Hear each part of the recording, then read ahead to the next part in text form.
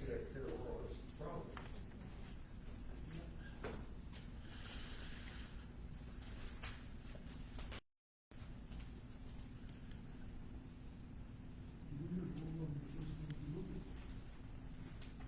Oh, and cleaning up all the streets, but I see, as you head down towards Oakville, I see you got a couple of really taking there. Oh, yeah. They're just hanging there.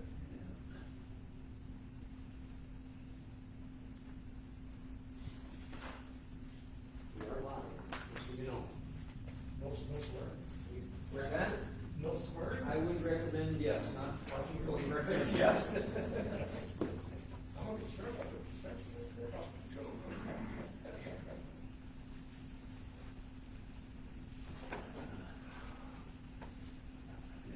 I know, Scott. I'm here.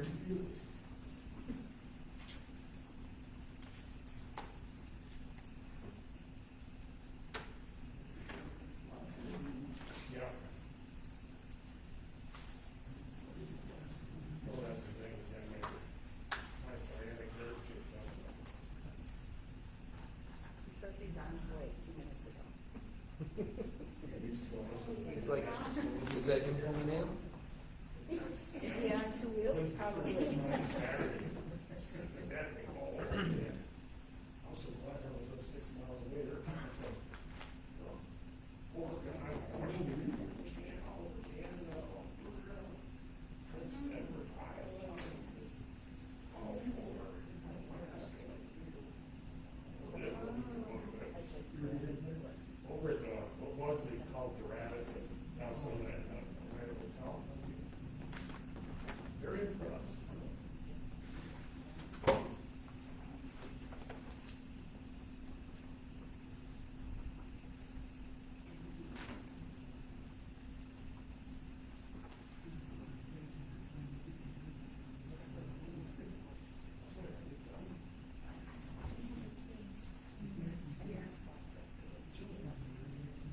Yeah.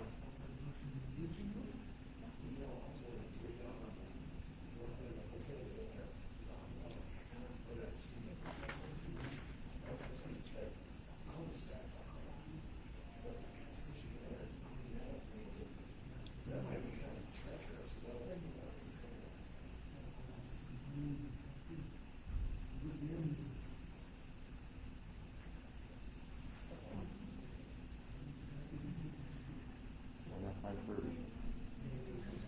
Doesn't pay him much to start, generally start till Mike gets here. He's on his way. We'll give him a minute.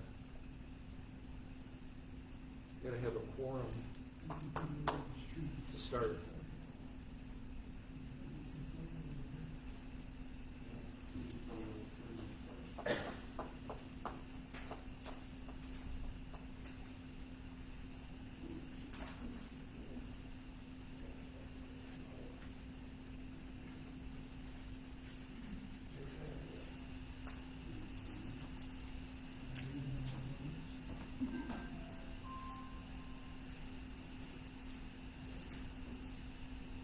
Please sign in with your name and your address if you have not done so.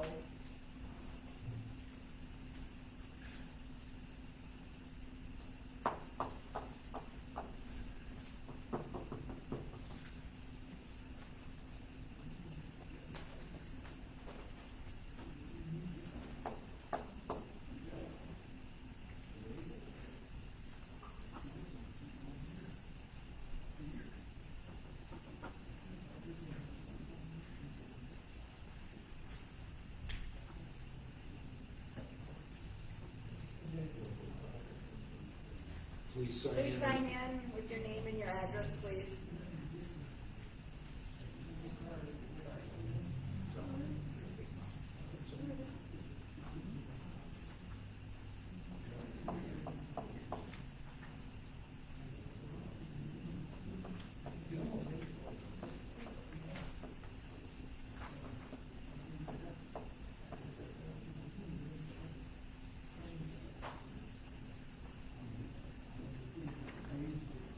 Now,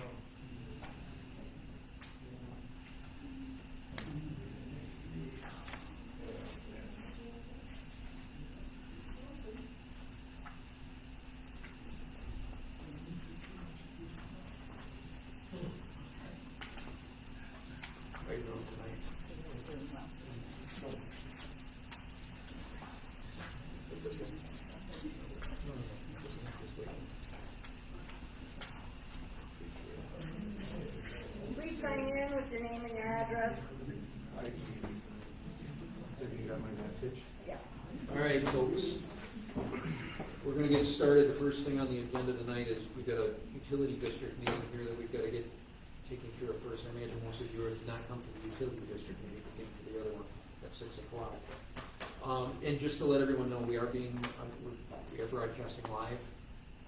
So if you could keep the comments and the chatter down in the audience so that the microphone doesn't pick that up and miss what we're talking about up here, that would be greatly appreciated. So I'll call to order the utility district meeting for the town of Pittsfield. Mr. Bodart is here. Mr. Holowinski is excused. I believe he's on his honeymoon. Is that correct? So he's excused. First item on the, or the second item on the agenda, after calling the order, is to review and approve the agenda. I'll approve the agenda. I'll second. All those in favor say aye. Aye. Opposed? Hearing none, motion carries. Review and approval of the minutes of the June 6th, 2024 meeting. I read them online and I will approve the minutes. I'll second. Any discussion? Any discussion? Hearing none, all those in favor say aye. Aye. Opposed? Hearing none, motion carries. Public comments for the utility district. Seeing none, we will move on to the review of the check register. Do we have the check register, please? Anything out of the ordinary this month? Nothing. Standard bills? Yep.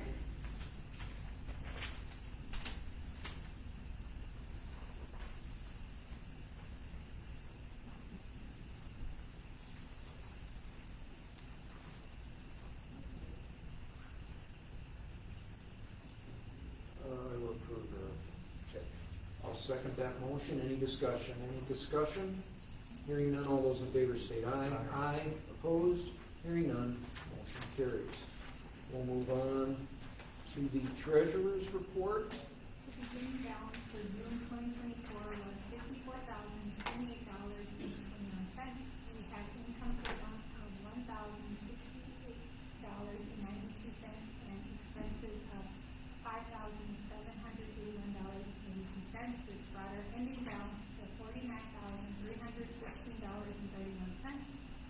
Our USDA loan account started at $54,844.57. We had income of delinquent taxes, the tax record we paid in interest, and our ending balance was $55,443.59. For the district, income for the month was almost 1% of projected income, which brought our total to almost 39%. Last year, at this time, we had over 4%, which brought our total to just over 38%.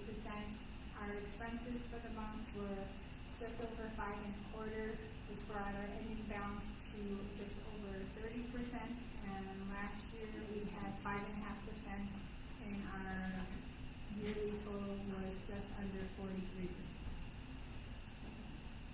Thank you, treasurer. I'll make a motion to approve the treasurer's report. And I will second. I have a motion and a second. Any discussion? Any discussion? Hearing none. All those in favor state aye. Aye. Opposed? Hearing none. Motion carries. Clerk's report. Everything's running smoothly. I have no issues this month. Thank you very much. Our August meeting, the 13th is an election day. We've got it noted on the agenda that we're going to do the 15th. We're going to want our attorney here that night. And unfortunately, he can't make it that night, so we're looking at moving back to the 8th. Do you have any issues with that, Mike? I don't think so. Okay. Just, we'll probably be, watch the agenda for the date and whatnot, because that'll probably be it. We'll move on to the operations report. Okay, a few things. One is, we've been having some alarms at lift station number 1 in County U over the past year for high level. And by the time I got there, it was already back to normal. And so I didn't know what exactly caused it, then just some floats. And recently there was a really heavy rainfall, and I got the report ended rain before it stopped raining. and the flow was coming in over 120 gallons per minute. But it only continued for another 5-10 minutes. It shut right off, and then when it went out of alarm. So I identified there's got to be an illegal connection of some type, and it's got to be near the surface, like a rain gutter tapped right into the sewer. That's causing these alarms whenever flow comes in really, really fast. Like that, there's no way it could come at that kind of speed if it's underground connection. It has to be like a rain gutter attached, and I can give you my speculation of what I think it probably is. It's been happening like for the last year, and they did a lot of work over by the school in the past year. So that would be where I would start to investigate it. Make sure that If you could look into that,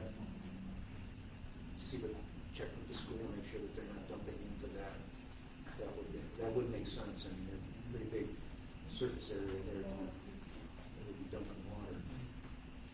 So, well, I don't really have any jurisdiction. Maybe they put them right away. So okay, so that would be. Walk it, so. Okay, are you talking, all right, is that something that a building inspector would be looking into? Yeah, a plumbing inspector, you have to have a plumbing inspector inspect it, how it's properly connected.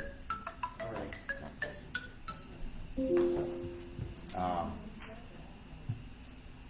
I can put, you see the one rain gutter tapped right into the ground there, right next to where the sewer lateral goes into the building at this school. I walked up to it already and saw that. It's been like that for a while though now, but they put in storm sewers in their yard, running to a storm sewer. I don't know where the storm sewer goes since there's no storm sewer on County U. Yeah. Okay. And I think it's highly suspicious having putting in storm sewers when there's no outlets for it to go except for the ditch, unless it's just running to the ditch. So that would be, since they did the new construction by the school last year, Yeah. would that be something? They want to verify what they put in, where they put it in, and if we have to dump something down their rain gutter to see if it's going into ours. I'll reach out to the school initially. Maybe they can That way, prove what maybe they have there. Yeah, we'll have to figure it out. I may reach out to you to meet us over there or whatever, so I'll let you know. I'll reach out to the school. Just think it's kind of suspicious of getting these alarms listed, just since they've done all that work at the school. Yep. Yeah. You say, is it Makes sense. station one, Not that, right, yeah, right there? lift station one in County U. Yeah. I figured out how to eliminate the alarms. I just lowered the leg pump so that they both turn on right away. So they're pumping right away, both of them. Because when both of them pump together, they pump faster. And then I've changed the length of cycle, so it takes longer for it to go into alarm. And so now I haven't had any alarms since I've done that. But I know it's still happening. And if I shorten the cycle, it's going to go back to my alarm. And let's see, then the other things was, I was wondering whether or not the county got a word back from county about fixing that valve over here, or whether you want me to fix it. That's bent over. You have not heard any, you haven't heard anything? But they said they were gonna investigate it and Did send they a letter. come, did they come and look at it? even? Yeah, they came and looked at it, and then he said you would send a letter to the district informing them who's responsible to repair it and everything, and we got no response. And I know I can fix it myself for like probably $150. It's not real expensive because it doesn't have to be dug up or anything. It looks like it's just the very top of it that has to be replaced. Let's look into it. I'll look into the county, check with the county and see what they've got to say. Oh, okay. And we have 3 spares left. And North Shore Sanitary District, which I also work for, is I believe it's almost a sure thing now. They are purchasing a big loan to purchase all new pumps in their district, and they're going to have a bunch of good used pumps to sell or get rid of. And I was wondering if the district is interested in buying some of the better ones for cheap. Because they Is there work in any our way you district. can tell if they're good? Yeah, I tell them to keep any of them. Most of them are going to be disposed of, but I'm going to check them all out. And the ones that are really good yet and look good yet, run perfect, no problems. Those are the ones that So what do you think, selling. it'd be like half a mil Or less. or less? I'm thinking $500 each. I would say. At the top. If you know they're good, that's key though. Yeah. Yeah. Well, I have to check them out first. Yeah. So I guess, find what you can, bring it back to us next month, is that gonna, or is that gonna be, oh, I think No, it's probably gonna be a while before they yeah. buy those pumps and whatnot. Yeah, that's gonna be a while, but that gets done. Well, tell them that we're interested and we'll just kinda keep the lead as we move forward. Yeah, they're taking out $250,000 loan just to purchase all the pumps. Okay. Against my recommendation, but that's what they wanna do. If they wanna do this, they're gonna do. They wanna spend that kind of money. Yeah. Let's see, I think that's all. That's all you got? Did you get a bill yet from Tony Baresh?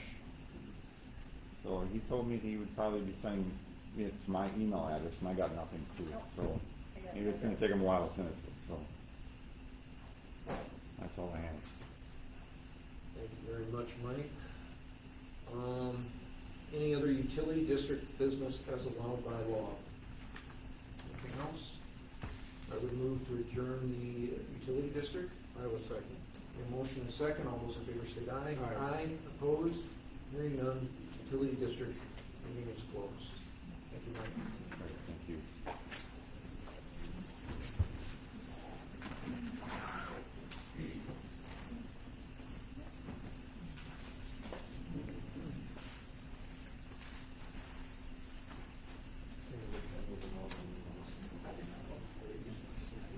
Yeah.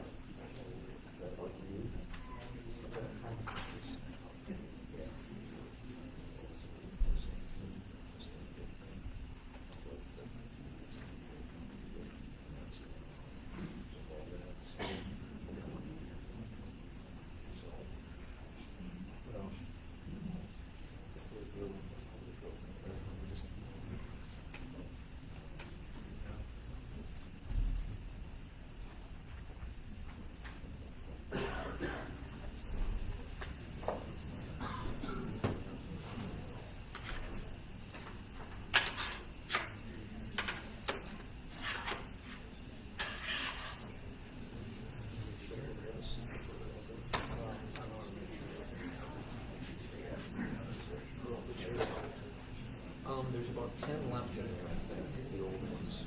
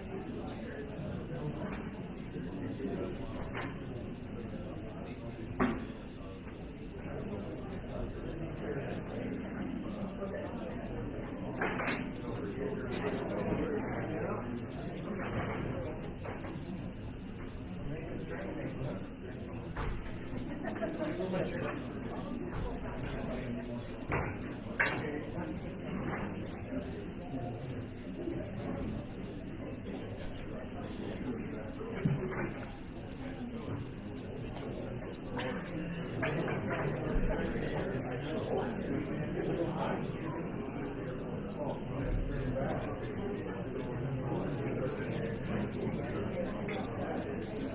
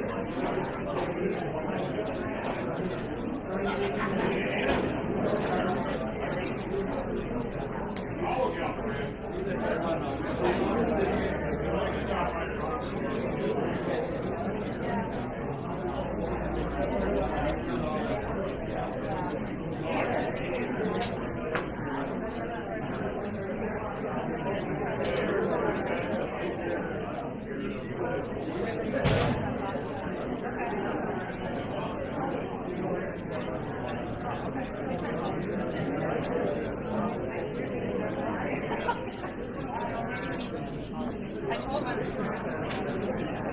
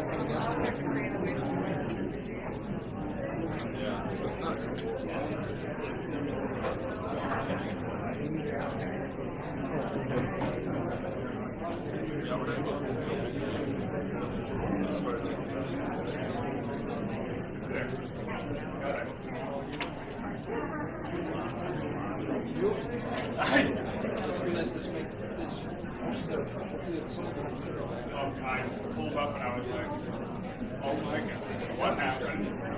Okay, I do have these 15 copies. I don't know if I saw it, I was like, I was just about to cry.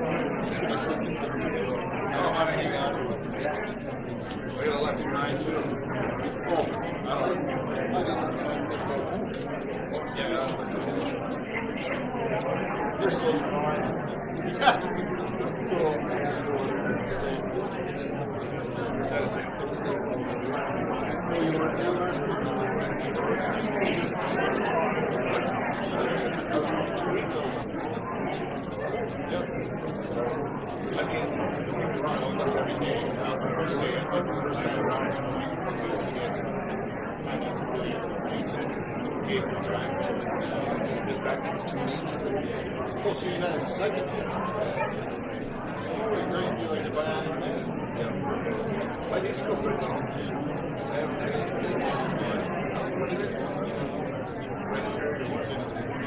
My mother, she's got both hips, both knees.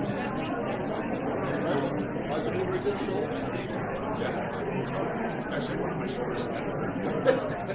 That'll be someday. Oh, yeah. Right, what is that?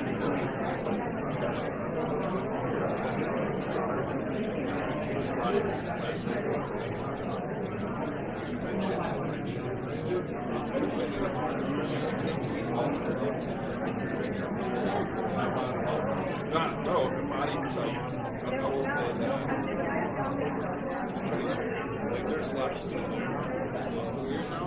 76. Well, the year before they went to the deal. Yep. But, yeah, I think he had a painted once before. But it's a good last year. Yeah, he just mentioned once.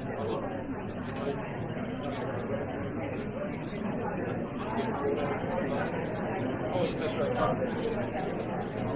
Using you and Scott, sorry. Oh, no. I wasn't here last month. Sorry, my mind is elsewhere. I can imagine. I got to get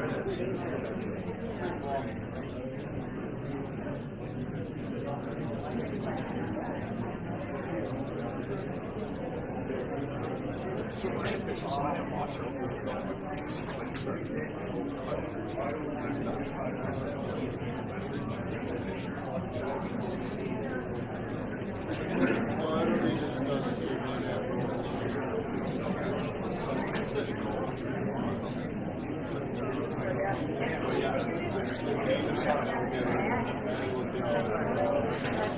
Which is really weird because I mean I do so much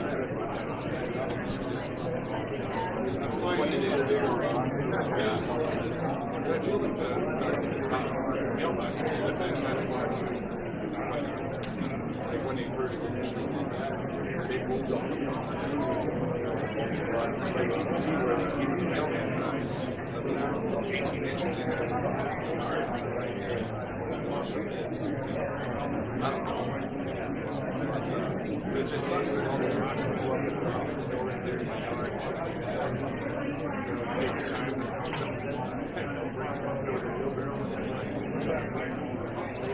Well, the next 3-inch rain, then we'll go there. But I didn't know what else to do. I brought it up a few times. Just some pictures. You have sent pictures. I didn't. Just wanted to mention it. How many times?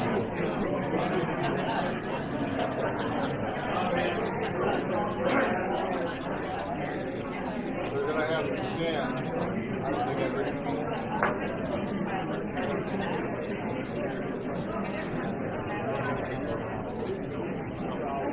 Let's go park there.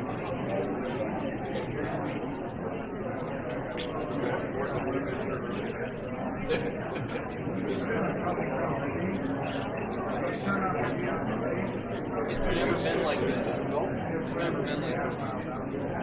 Outside of the.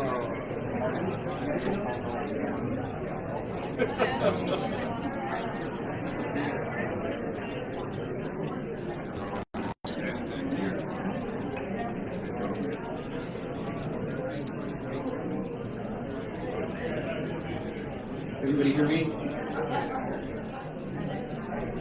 Can everybody hear me? Okay. This place is full. Understatement. And I think we've still got people lined up coming in yet. Is that correct? Okay. I just ask that we'll try to fill in as best we can here. Well, the only other time I remember having a meeting this big was when the conversation came up about having restricted hunting zones in some of the neighborhoods. Anytime you mention guns, everybody shows up. That time we moved outside, that was at the old town hall. I have a PowerPoint. I can't do that here. I can't show you what I want to show you on a PowerPoint because we don't have the outside capabilities. Can the people in the hallway hear me? A little bit, if I speak up? Yeah, that's better. I'll try to do as best I can here as we're moving forward. We just want to move, if everybody just want to kind of slide their chairs forward, and then they can line up behind you. Thank you, Brianna. Everybody kind of scrunch in.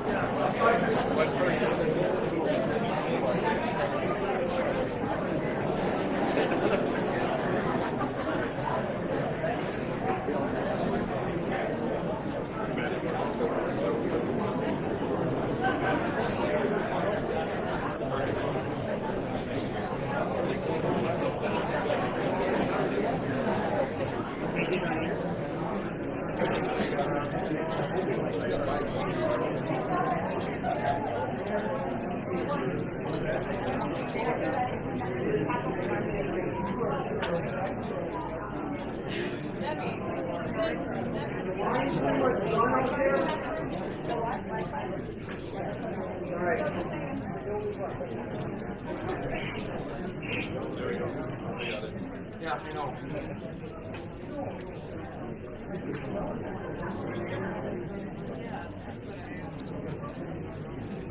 All right, I'm going to try to speak up. Hopefully everybody can hear me. Just so if you can keep any conversations amongst yourselves down at this point, that'll help. We are broadcasting this also out. Hopefully the internet, we've had a couple people tell me that they can't get on the internet, so hopefully the broadcast is working.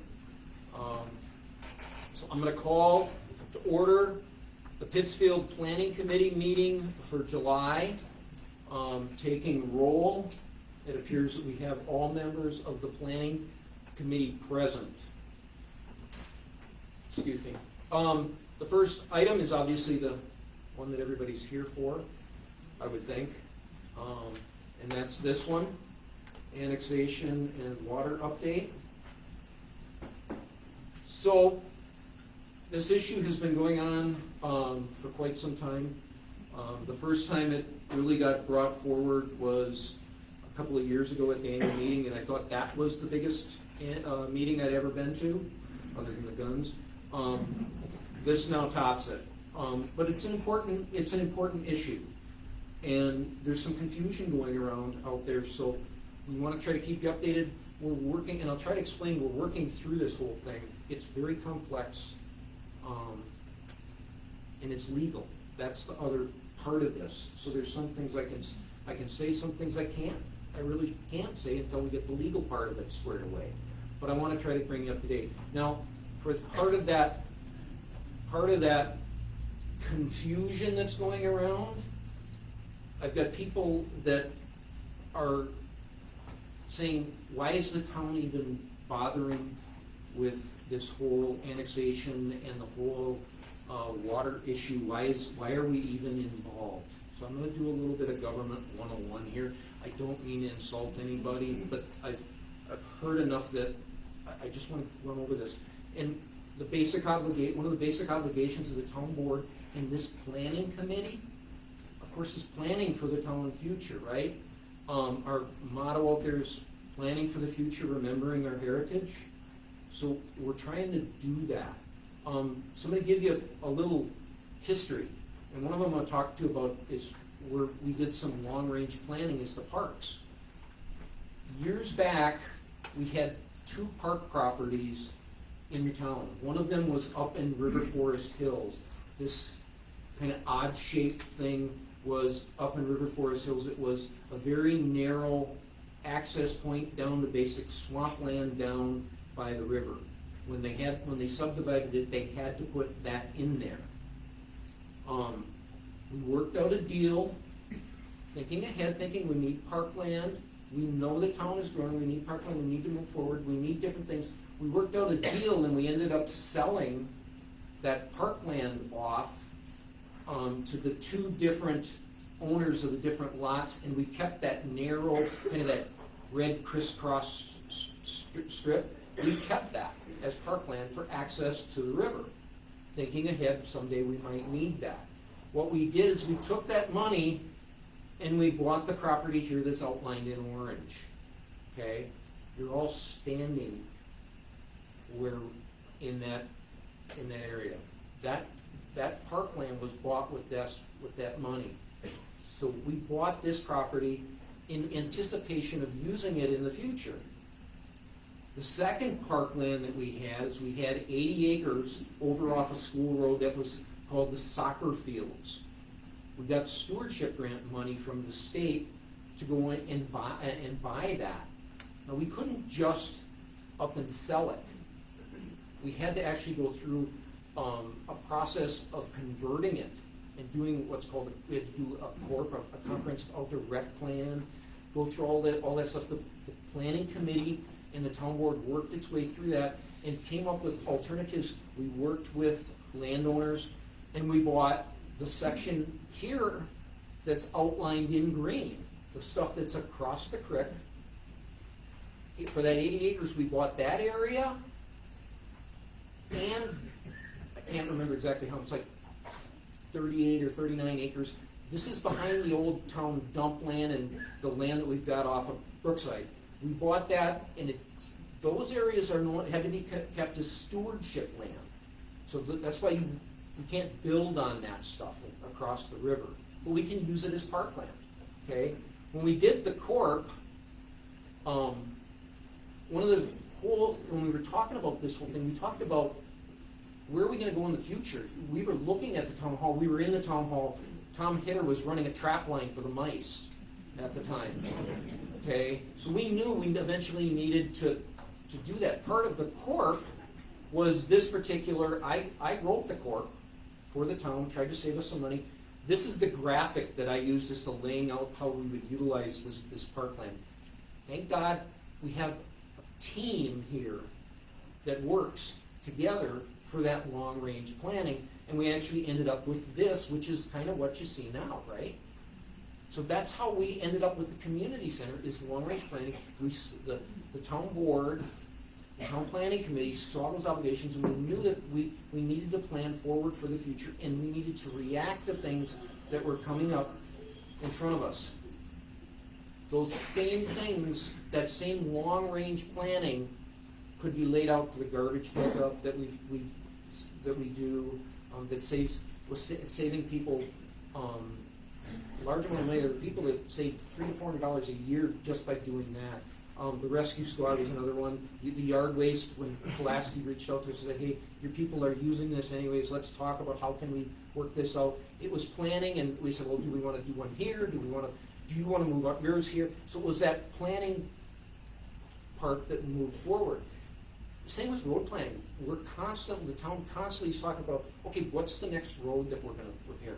How's things working? We're constantly looking at and planning forward.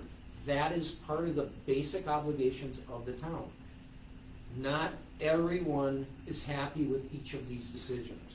People don't necessarily always like what they want. One of the big ones that I never thought I would have was people with garbage pickup. Because either they didn't generate a lot of garbage, or they took it to themselves every 3 months, or they were just, but for the greater good of the town, one of the obligations of the people that are sitting here in front of you and the town board is to look out for the greater good of the town, right? So that's why, where would we be without us planning ahead? So that's my little stint on Government 101 and why we're even looking at this. It's because we have to look at it for the future of the town. That is our obligation. Okay. Part of that, what we do, obviously we do a land use plan. That's state required. This is out there on the website. It shows what we project as future use of the town. Howard also does future land use. Okay. This is from their current future land use. Okay. The green line is our border. What does that tell you? That tells you that they're planning on that portion. Their future planning incorporates that part of the town. Now, as we were moving through a number of different things and working through this, we got, and I've showed this map at the annual town meetings. We got from Howard. This is a road layout of everything south of Coonish Road in Anston as to where they could lay roads out. They had this years ago. When we were when the whole water thing started coming through, part of what the town board does, again, future planning, talking to people, we met with them and talked about how do we get water, can we possibly get water through Howard, which is supplied by Brown County Central Water. Thought maybe there was an opportunity there. At that time, Howard was saying, we'll provide you with water, but you have to agree to a border agreement that says this is the portion. Everything you see that's got the diagonal lines through it, that was, the town could not expand, it could not, everything basically, we couldn't put any water, any more sewer in any of those areas in the zoning. A lot of that stuff would have been under the purview of the village of Howard, even though, because of that border agreement, even though those properties probably would not have been at that time annexed in. I don't want you to get the idea that that area would have automatically been annexed. It would have been a loss of control of the town, of a third of the town. And you'll notice that they were also proposing that everything up in that upper left-hand corner, that would all be under the same border agreement, only with the village of Pulaski. So this is it's pretty aggressive nature that we've been dealing with. So we've been working our way through this over the last time. Why? The question is why is annexation bad for the overall town? If you don't know this, the town doesn't generate its own money, okay? It gets money from taxes. You all get to pay taxes to the town. The town tries to responsibly pay for things. That's how we get our roads fixed. That's how we get the elections run. That's how we have this building paid for, the parks. Those things are done through that. As Howard or any municipality annexes, that property is no longer in the town of Pittsfield, it's in the village of Howard, and the taxes from that property goes to Howard. So we don't get those taxes anymore. So the more annexation comes into the town, the smaller the town goes, the smaller the tax base. A lot of you understand this. That's why back when we had the annual meeting, a lot of you, it was basically unanimous push at that time in that annual meeting is that you guys gotta fight this. That was the message that was given to the town board at that annual meeting. We wanna remain a sovereignty. We don't wanna shrink into nothing. And I've gotten that message from other people as I've been going through this over the last couple of years. Not everybody. And that's understandable, just like the garbage. Not everybody is always happy with what the town does. Is everybody hearing me okay? Yep. Okay, just hold on, my mouth is getting dry. Sorry about that.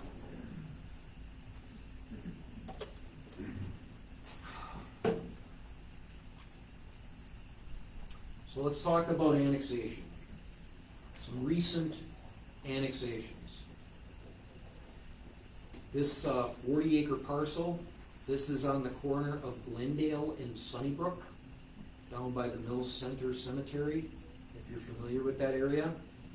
That parcel, those parcels went in a couple of years ago, went into the village of Howard.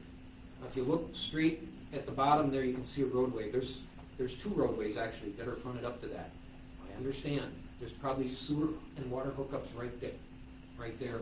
That owner is probably looking at developing that property. That is why most people want to annex, is to get services, to get water and sewer. So I don't like the idea of annexation. I get it, okay?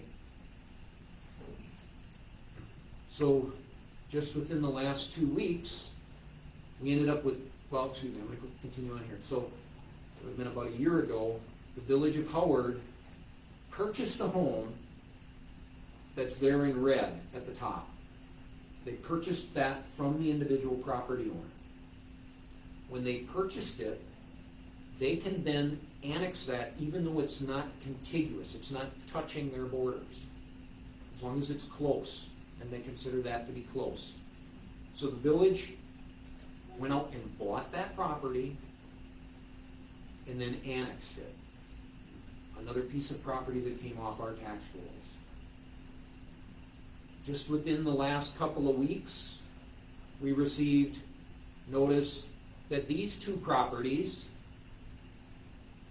were also going to be annexed, that have petitioned to be annexed into the village of Howard.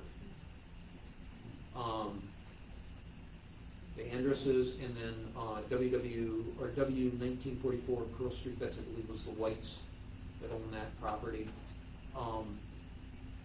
They are asking to be annexed. Future annexation.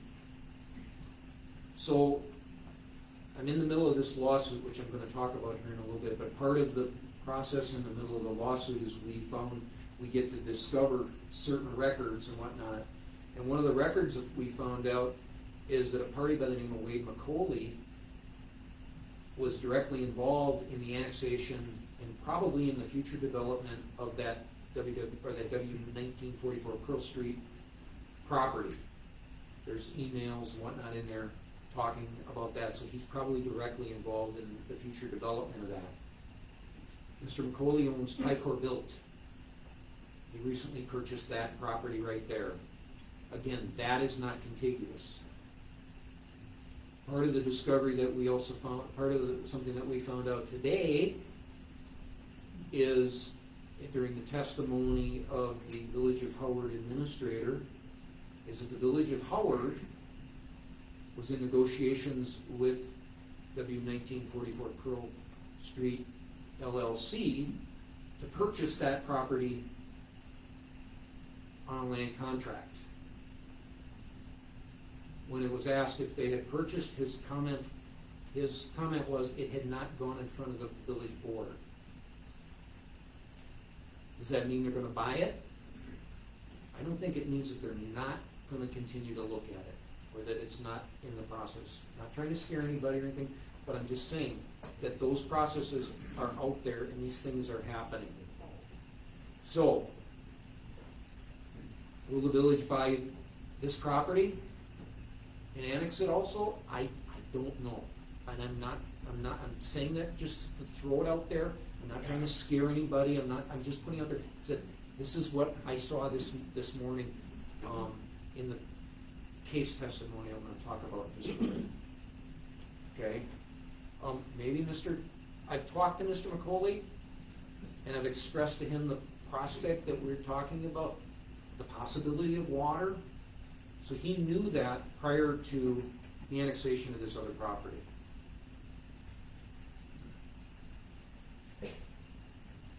So what can the town do to prevent annexations?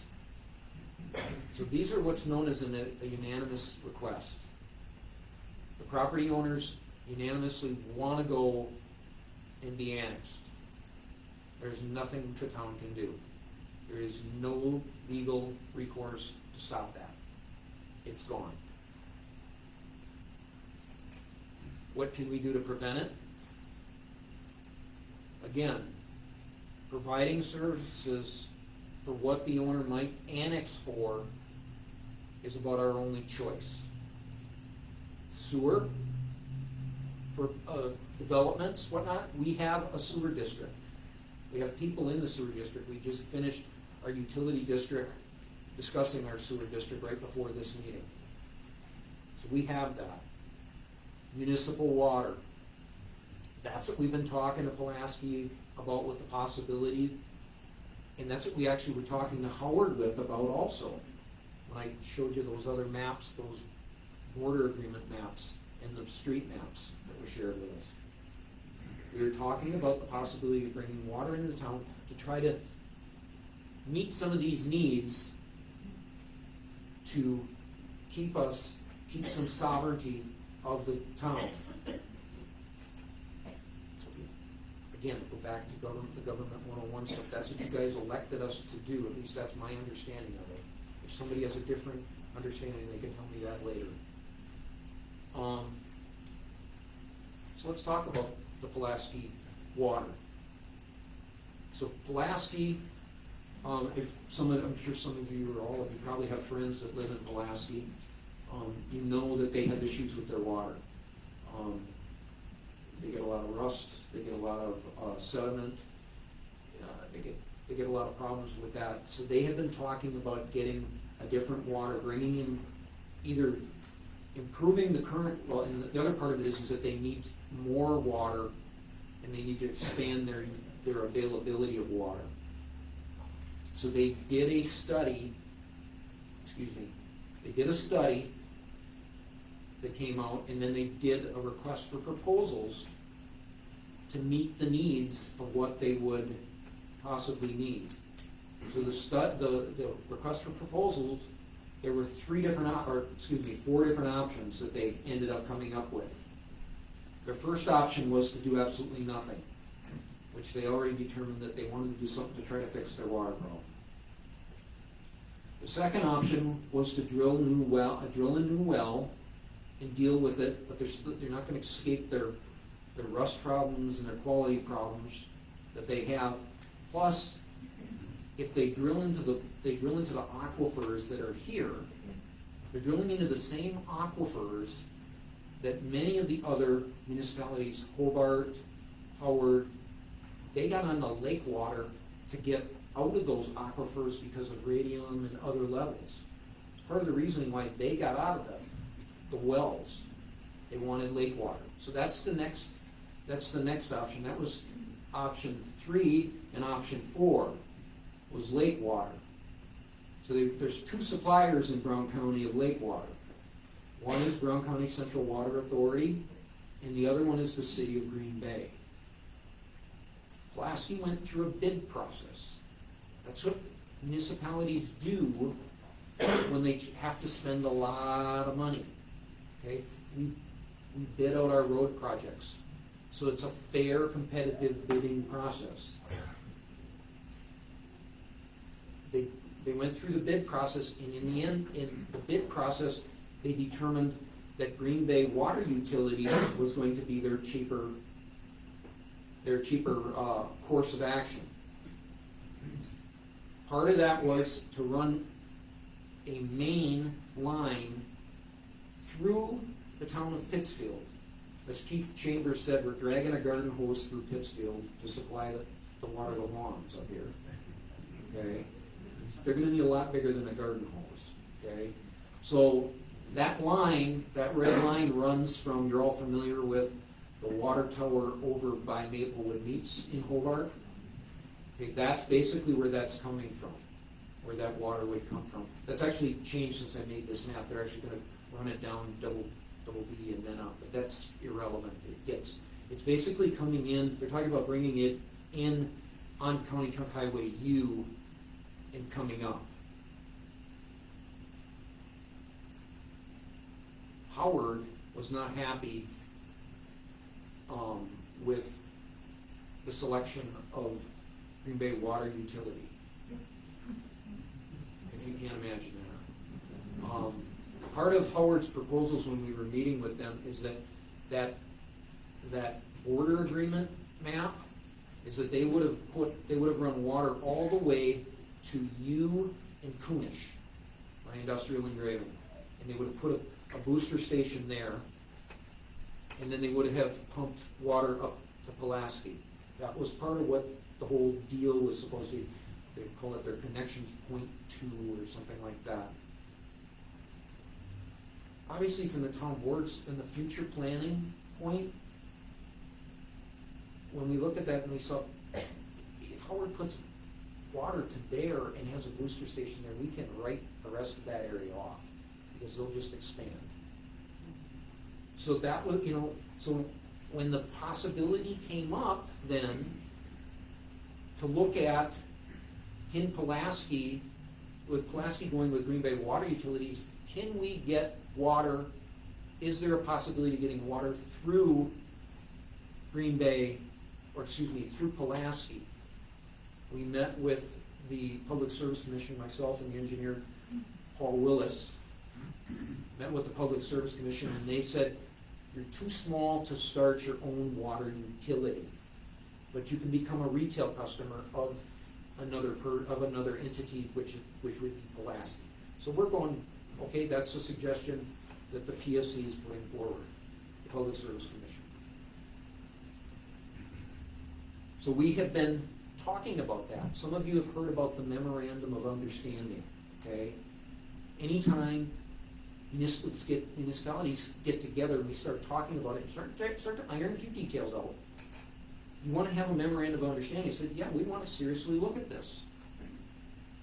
When you finally decide to drive a tack in it and say this is what we're doing, then you sign an agreement. As of right now, we've signed a Memorandum of Understanding. As we examine and continue to look and examine what's going on,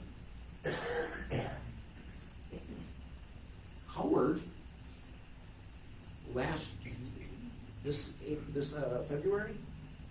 February dropped off a notice to Debbie, our clerk, that said, we're going to put a line in, and we're asking for permission to put this line in to the town along Glendale Avenue, out to County Trunk Highway U, and up School Drive. And we showed this to our attorney. He said, you either got to respond to this. If you don't respond to it, that is a tacit admission that they can go ahead with it. After looking at it and after the board discussed it, we filed an objection to this particular project. That was a 20-inch main that they were proposing to put in. 20-inch main. So, as things, and that, if you look at, there's a little dotted line, kind of a train, kind of a, just south of the school lane, and that's that property that they had annexed. Okay, so they were driving that 20-inch line a half a mile, or a quarter of a mile north past the school, up to School Drive, up by Pittsfield, up there. They're gonna put that water line in. Obviously, we objected to it. So, anytime a water project is put together, it has to go in front of the Public Service Commission, PSC. You've heard me say that a couple of times, that particular thing. And it has to get a certificate of authority, is that the correct terminology? See, yeah, it's authorization. So they have to go in front of that. So Pulaski put in for to run their line. They put into the PSC to run their line, so did Howard. Pittsfield filed an objection to the Howard. Because these cases were so intermingled, normally the PSC would have taken these cases individually, but because these cases are so closely related and in the same area, the PSC took the cases together and intermingled them. We had a virtual hearing today. I spent 4.5 hours on virtual meetings as they were giving testimony, not me personally, 4.5 hours, but as we worked our way through this PSC meeting. That's where I made a comment about Mr. Everett and the land contract. That's where I heard that, okay? I heard a number of different things this morning. Part of my testimony there, and part of what Howard came after, I felt like they came after in my position, was that they were trying to ask, okay, so has the town examined this and looked at these costs? Yeah, but we don't know the costs. We don't have, and I'll get to that but anyways, I'm jumping ahead of myself here, so I want to stick to my PowerPoint. But that testimony went on today. So now, obviously each side states their position. The town's position, there were basically two different points there. Pulaski running their own water line, Howard running theirs. The town's position was that we were in favor of Pulaski being able to get water, running their line. And we were against Howard running the size line that they were asking along Glendale and up County Trunk Highway U. That was the position that we had. The testimony was taken. It's taken in front of an administrative law judge. Everything is composed. This isn't done yet. Okay. The case is still open for public comments. I know some of you here have commented online. You can still comment. You can still comment until Thursday. Each of the parties in this then will file what's known as a brief. It's basically their position. And then the PSC themselves will take, after the administrative law judge puts it all together, the PSC will meet sometime in September and come up with a ruling. There's a statutory requirement that this has to be done sometime late in September. I don't have the exact date. It's based on legalese. So it's going to take that long for them to put it together, and then the PSC will meet. And they will come up with a determination. So what could be decided out of this PSC case? One of the sides could be approved and the other one denied. Both sides could get approved. Neither could get approved. They could both get denied, right? What does it mean if a project's denied? Does that mean it's done, dead, it's over with? Absolutely not. Okay. I'm jumping ahead here.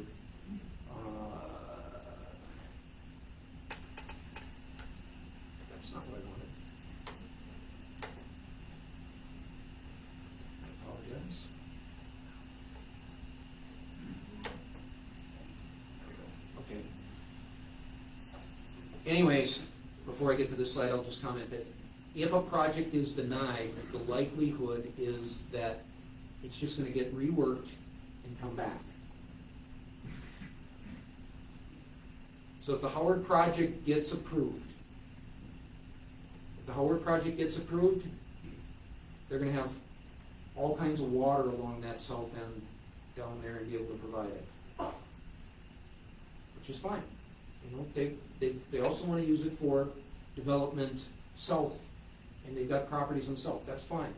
We are just, in our arguments, in the cases that we were arguing, size it appropriately, not 20-inch. They actually dropped it to 16, and we were arguing that 16 is still too large.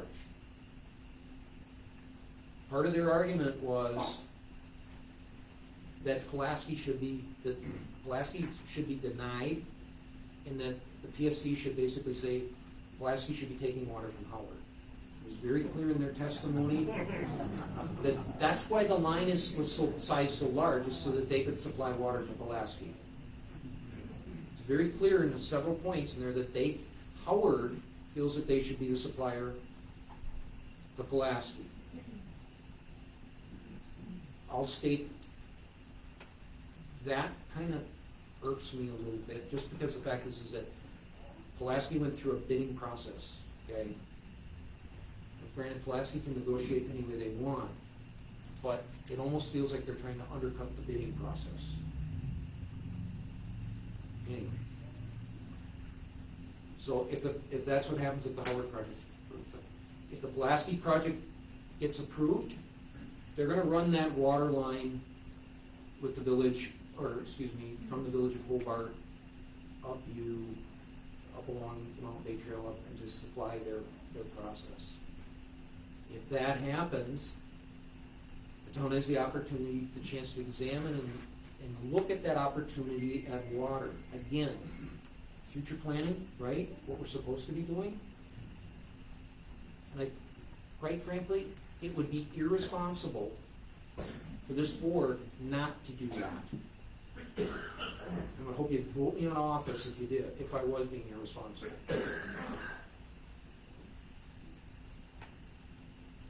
So if Pulaski goes ahead and runs a water line through the town, does that mean Pittsfield residents automatically have water? One word answer. No. Only if the town, through its examination, decides to make water available.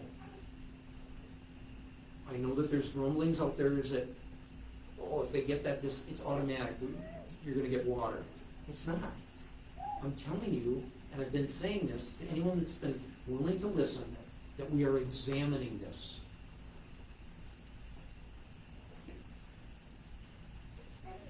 So this is our. So that was a slide of that area down there. So one of the things we did as a town, as we were being responsible and looking at this, is we contracted with Mead and Hunt to do a water system master plan and project possible use of water and costs moving forward. Okay? This map shows the different areas that Mead and Hunt projected where possibly water could be brought forward and what the need would be in the future and then what the costs would be. A little bit of a zoomed in view. Okay? I want to make sure that I know, because I know there were a number of people on Maple Drive that were concerned about this. Does anybody see a color on Maple Drive? Maple Drive is right underneath the green 4. Maple Drive, just to calm your fears, Maple Drive isn't even included in this. There's a better picture of it. The major areas that the town, because we have to pick something, right, to look at, right, to do the proper examination. So the proper areas the initial areas that we were looking at is 1 and 2 along that border. So the bottom line is Glendale Avenue, okay? And where 1 is, and that kind of that line coming in, that's coming kind of across Illinois schools. And you can see that little white section there, that's the village property that they annexed. What it's pointing at there is part of what we had projected and what Pulaski had projected in their planning is that they would put a booster station there. So that would make a logical connection point for when Paul and Mead and Hunt did their analysis.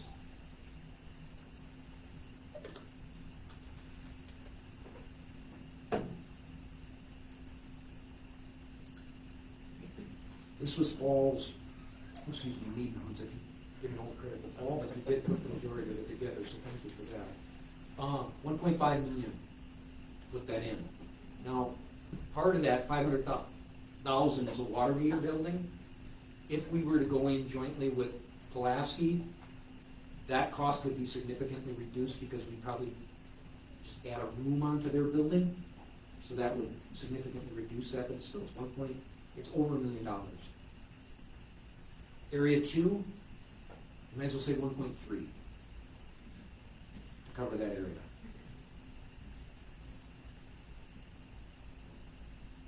Again, only if the town decides to move ahead. And we don't know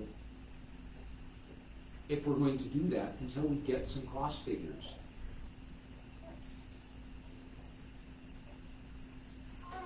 How do we figure out the impact of cost to the individual? You gotta actually, we would actually look at the actual cost per foot of construction. It's averaged out over, and there's actual calculations that you put, and you end up with linear feet that can be charged, what it costs to put that in. That's that's part of it.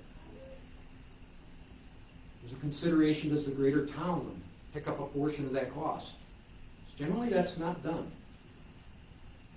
Generally, that is not done.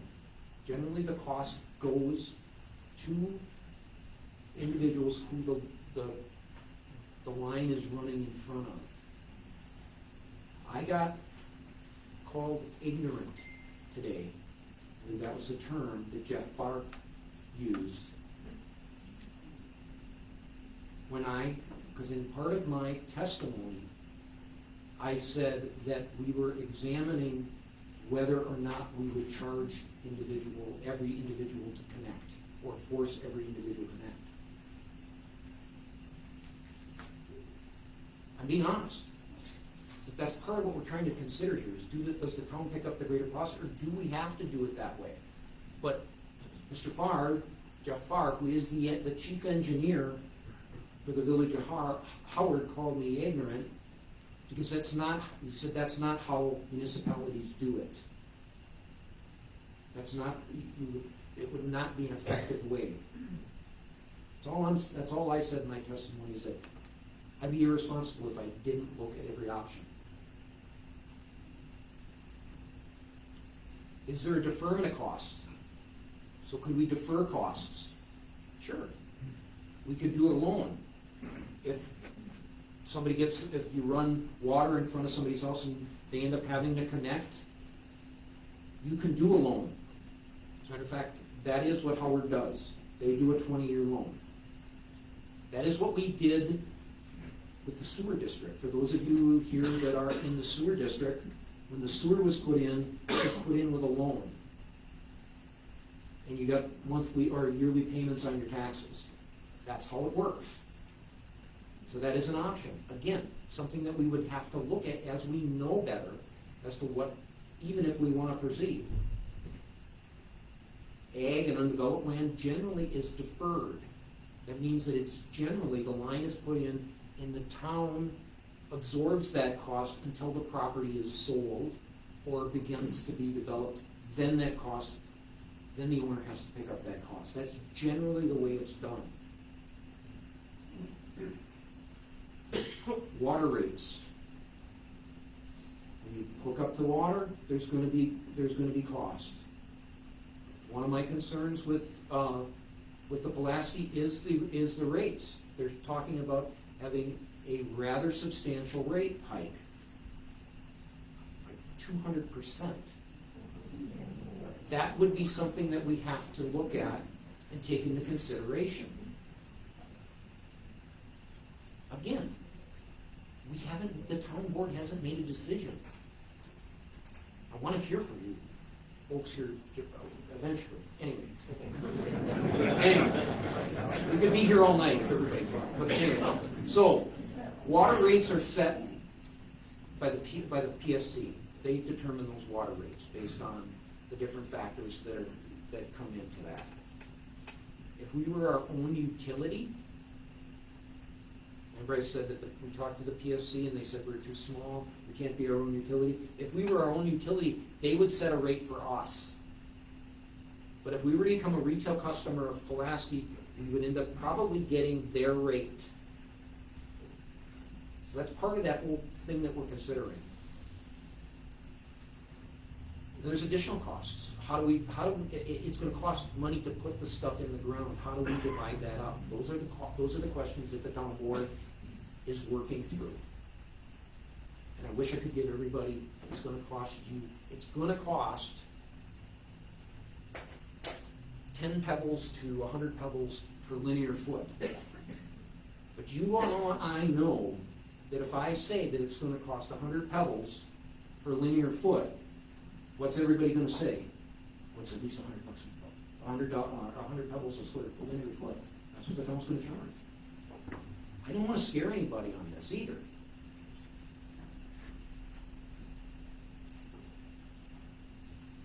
Why we haven't made a decision. That's why we don't have an agreement.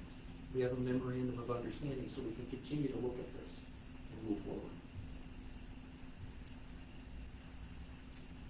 I just kind of hit on why if we could put up, my pebbles thing was my projected cost. I'm jumping ahead on you, sorry about that. Some of you have said, can't I just annex to Howard to avoid this? You just heard what I told you Jeff Farr said in the PSC meeting, in testimony today. They have a Howard ordinance for mandatory hookup. So that's there. So if you annex to Howard and the line is going through, you do have to hook up. Okay? Let's go back to these two properties right here. Okay? I told you that part of the PSC case was that we did some discovery. Well, I found something in reference to this particular chunk of property in that PSC, in those case findings. It's this estimate right here. Total cost estimate, $21,100. They knew that before they annexed.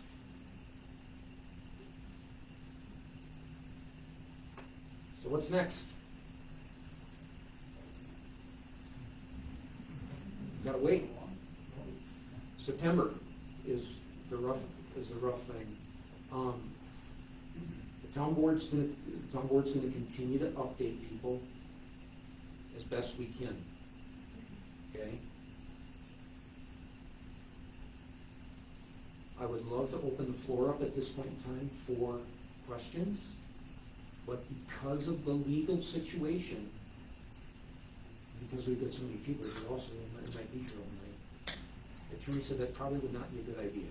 This is an update. That's why this was posted as an update. Okay? Now, 920-865-1200 is my phone number. I expect my answering machine probably will be full when I get home tonight. It hasn't been. It hasn't been. There's been talk going around, there's been questions being answered by people that have been giving wrong information. I can count on one hand the people that have called me to ask about this.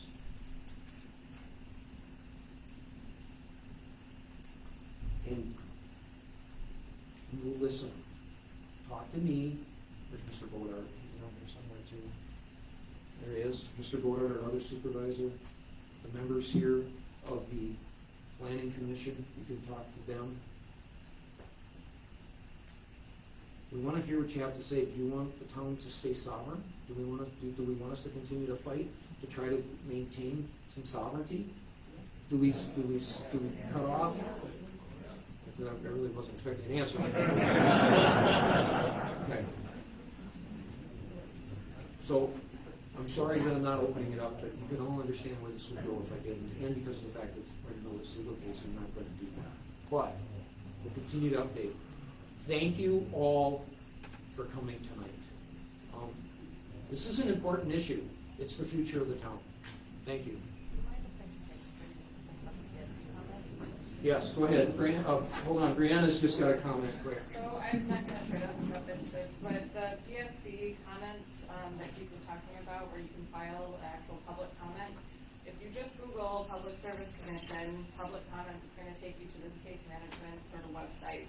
There are 3 different line items that you can click on to submit a comment.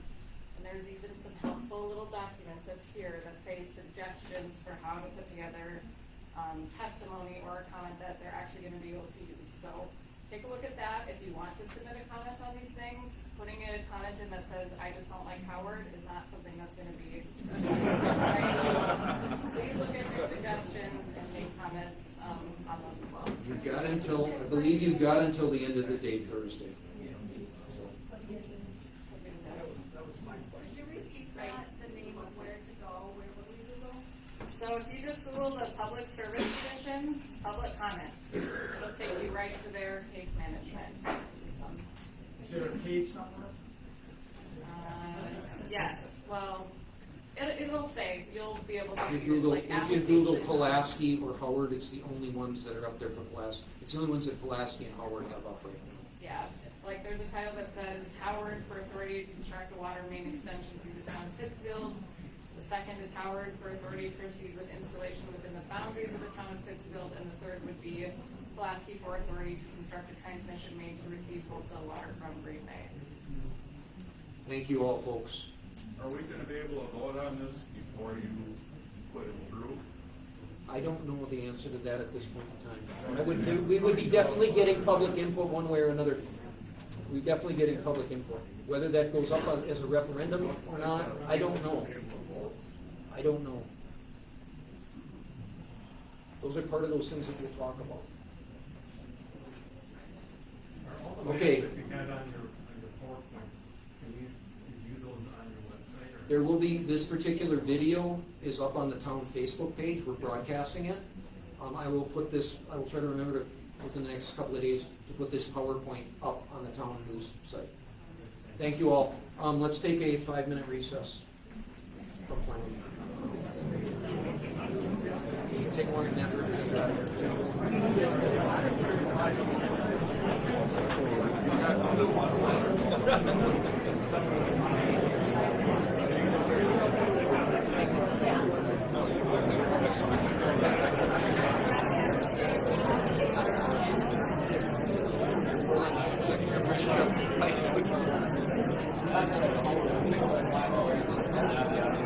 Yep.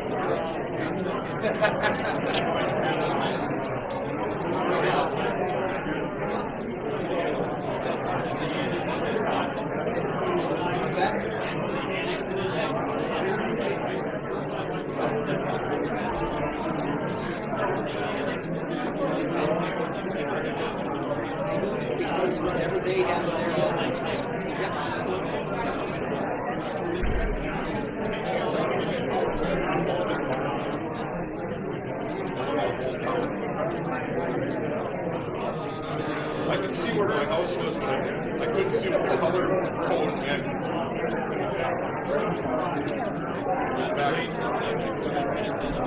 Did you really? I haven't moved for another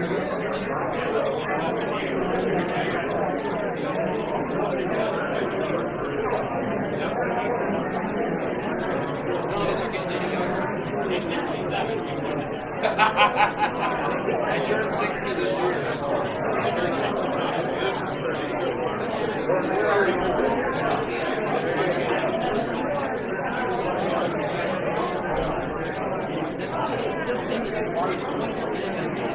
That's a projection. That's all I mean. Right on the borderline. 13 and 10. But I couldn't tell what these Like I said, I'm gonna put this PowerPoint's gonna go up on the website. You guys can look at it up there. Okay? All right.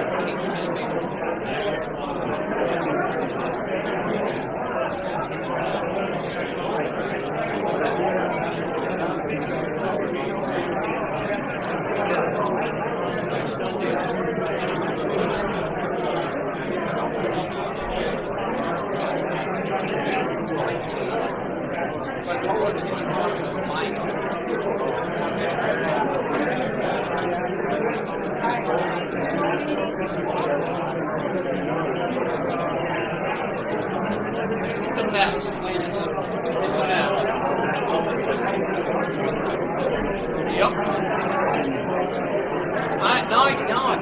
We're right there on the end. We had the whole deal with the ditch. I was right on Thank you. Have a nice night.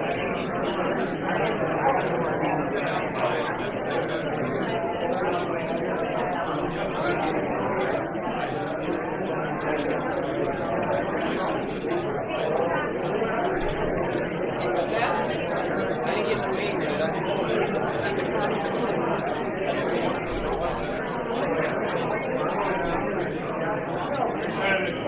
All right. All right, folks. We still have a lot to do yet tonight.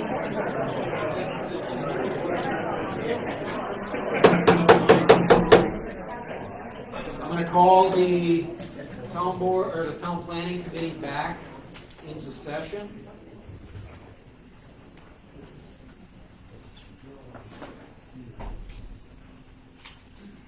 A lot of chairs that we'll have to put away later, which is okay. All right. We get everybody back? Okay. All right. The next item on the agenda is a conditional use permit for PI 31-3 a sand pit. Last month, we did have a hearing on this. We thought there was some issues with zoning. Well, actually, at that point in time, it was a rezone. And so, you want to step up, or who wants to speak to this? Or whoever wants to speak will step up. Turn the mic on, please, and then identify yourself.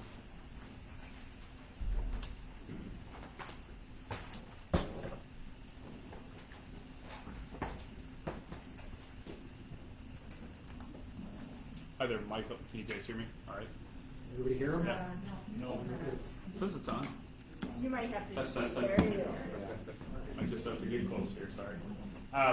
My name's Michael Liebig. This is Jeff Byer. Yeah, Jeff Byer, Peters Concrete. So yeah, we were here last month for a rezone and a CSM. There was a lot of discussion about the rezone portion of that, or excuse me, a rezone and a conditional use permit. There was a lot of discussion about the rezone portion of that. Because of that, and due to the fact that we don't technically have to rezone, we had desired to rezone, but seeing as there was, like I said, a lot of discussion, we moved to just do the conditional use permit, which a quarry or a sand pit is a conditional use in the existing zoning, so that's why we're just here now for the conditional use. All right, you have some documents in front of us, we can explain what you have. Definitely. So these are essentially the exact same documents you guys had before you previously. We have a haul road map, a conditional use permit that just discusses the narrative. It's essentially the same, just removing discussion about the rezone. As you guys have in front of you last month, again, the haul road would be the next page in there.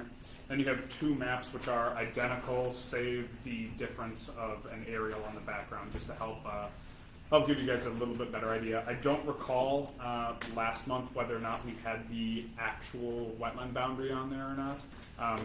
If we didn't, since then we have went out, got an assured delineator with the DNR, has gone out there, done his survey, got it, put it into CAD, dropped it in. So the boundary that you guys see there is the actual wetland boundary as recognized by the state DNR. So that's what we'll have, setbacks from, along with the waterways. But as you can see, there's kind of the bounds of the pit sort of bulge along with where those wetlands are to maintain that setback distance there. Other than that, all the documents in front of you are identical from last month. The only difference being that now we're only requesting a conditional use permit for the current zoning rather than asking for a rezone and then a conditional use permit in that zoning. Okay.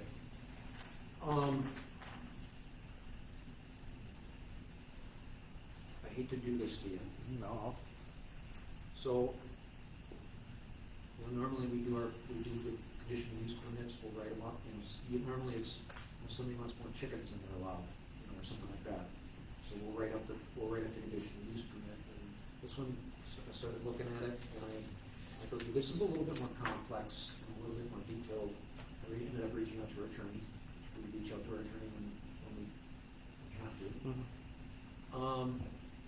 He said, "You're doing what?" That's basically what he said. Not so much that way, but he's like, "Okay, I really need to be involved in this." And this was unfortunately just yesterday that I reached out to him. Okay. He did send me, he said, "Yep, okay, pits are there." He said, "Whether you're gonna approve it or not, is one way or another, but there's a lot of questions." He sent me a conditional use permit that he had done for the town of Brotherton and Calumet County. See how thick that is? Yeah. So he's gonna have a lot of questions. I know he's talked about, when I talked to him a little bit about this particular project, he said, today, one of the questions he had was, do you have the easement squared away? Do you have the easement squared away?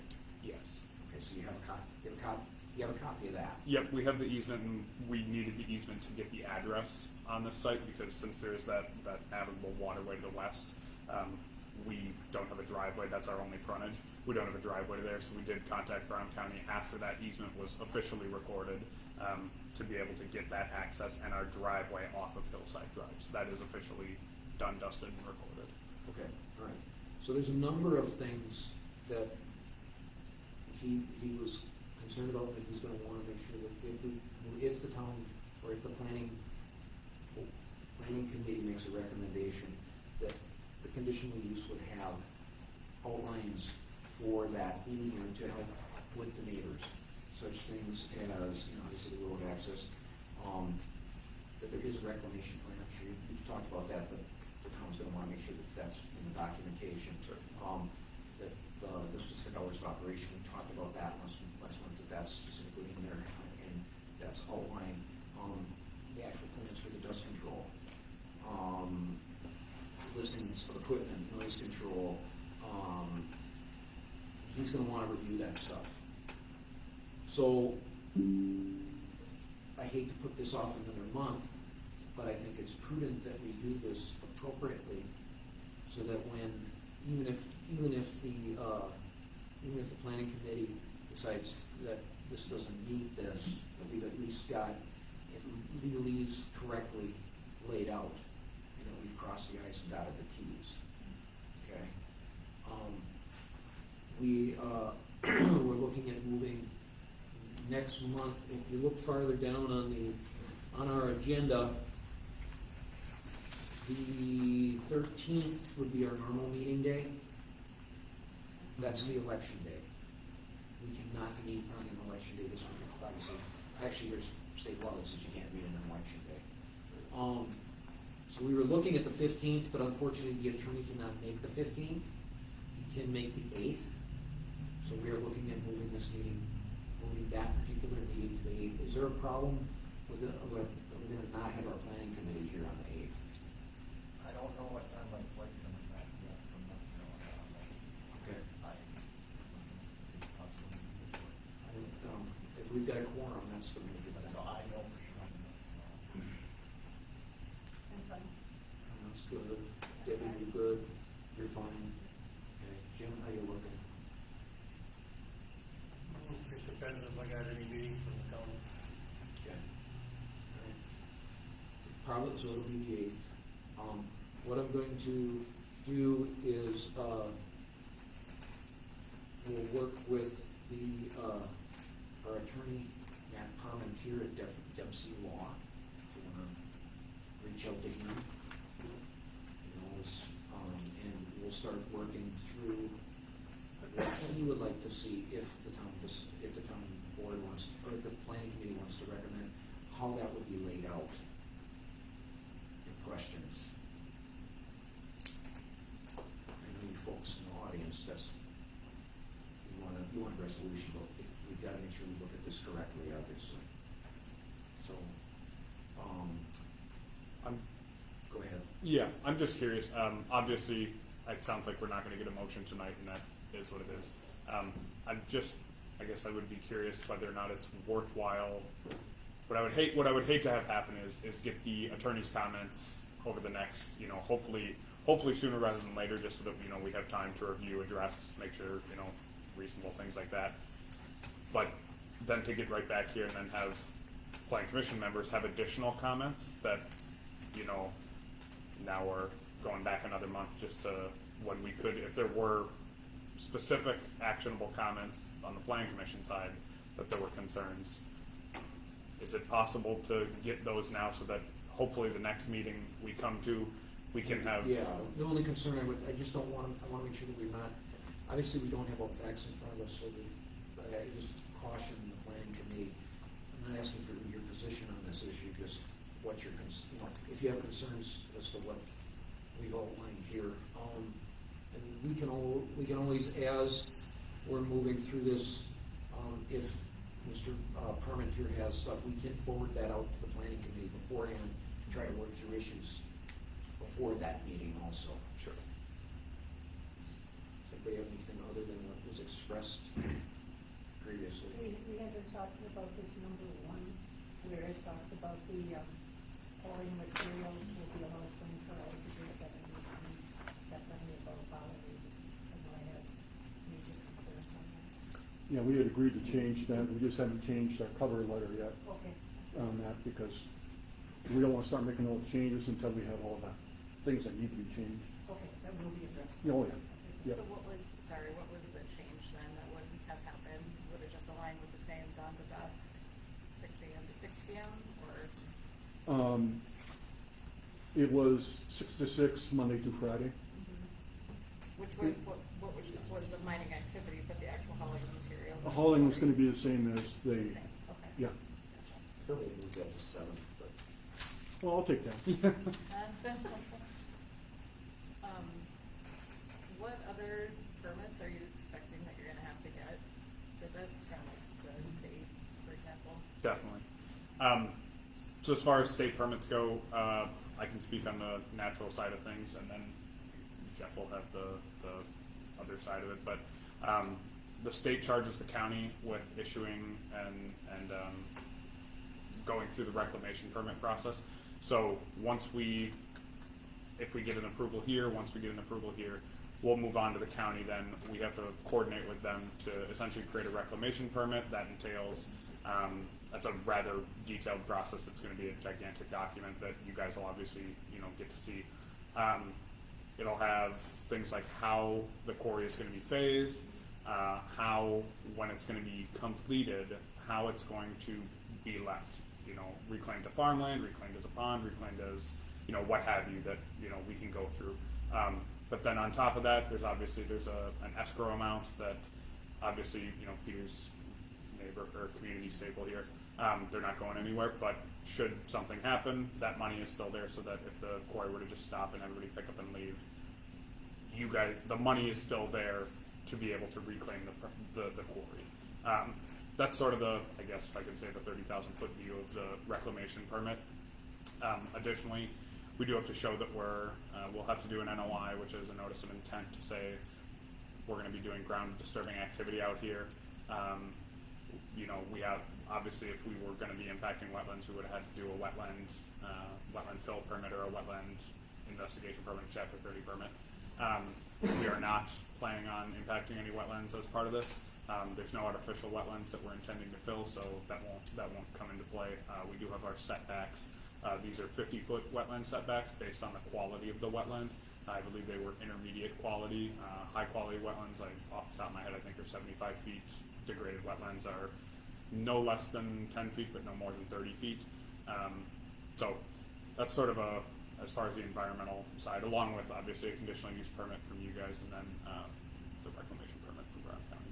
Okay, so just so I understand, I guess with the reclamation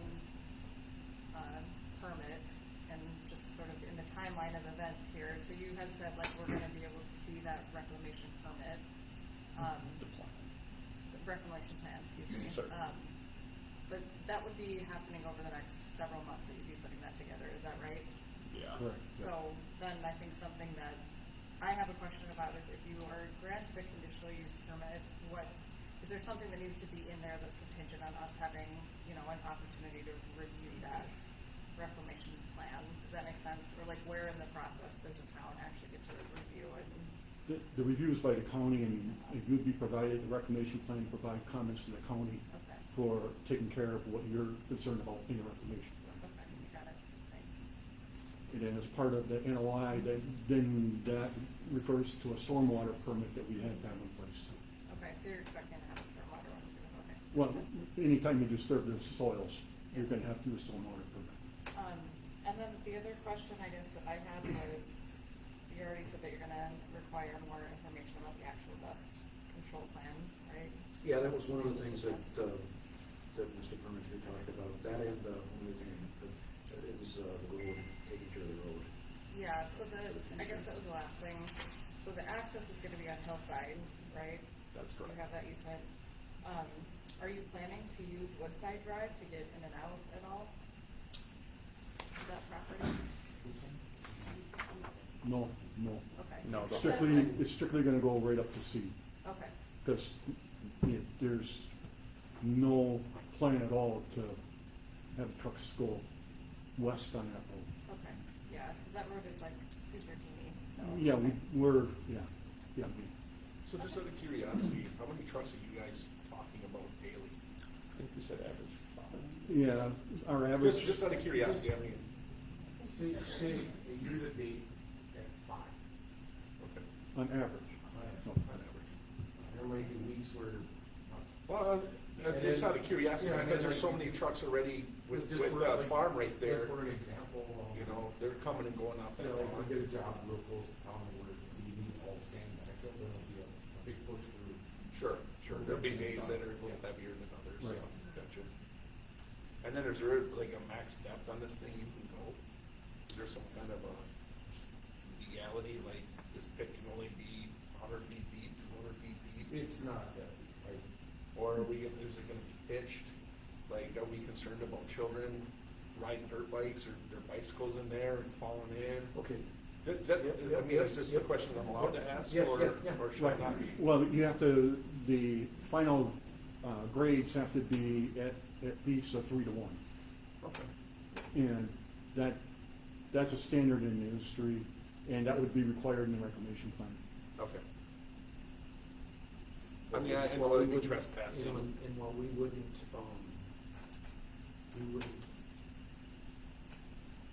we can comment on reclamation because that falls under the purview of the county. We can, and part of the conditional use is to maintain that they have it and that they follow it. Okay. So we can stipulate a lot more. Yes. Okay. Does the county require any kind of fencing for an access point? There will be a berm across, there should be a berm up on top. Okay, but no actual fence around? Not usually, no.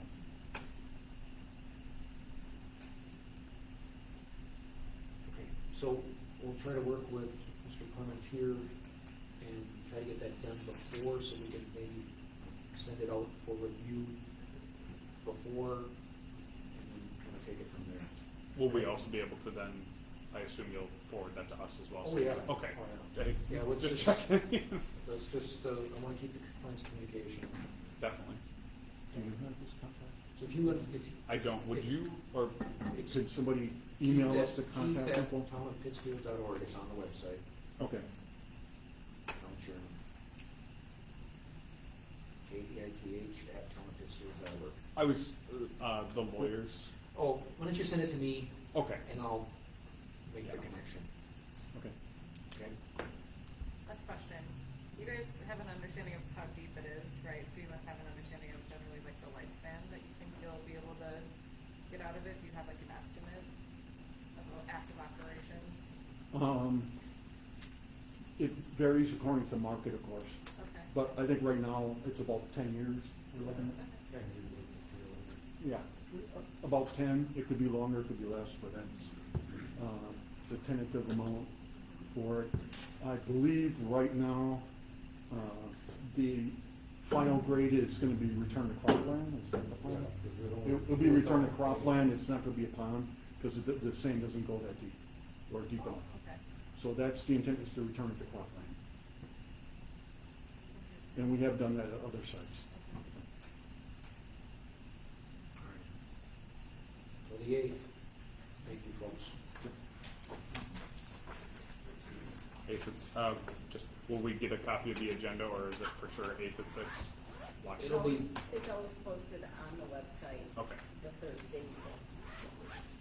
I don't see it changing at this point, it'll be the 8th at 6 o'clock. Very well set on that. Appreciate it.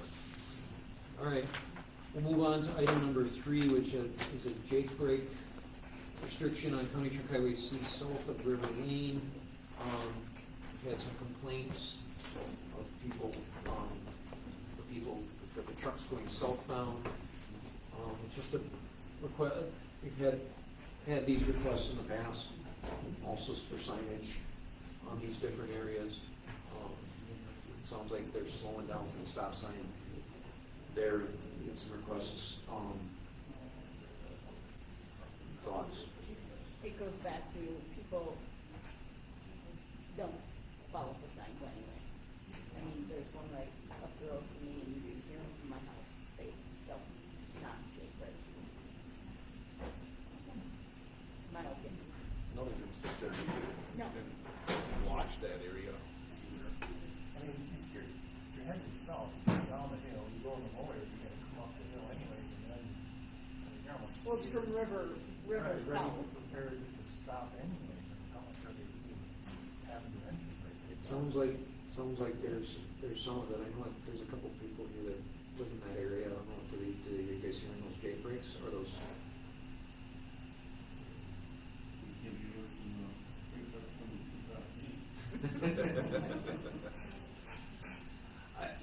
This was a request from a resident. I put it out here. Do we wanna, is this something that we wanna put a sign up or not?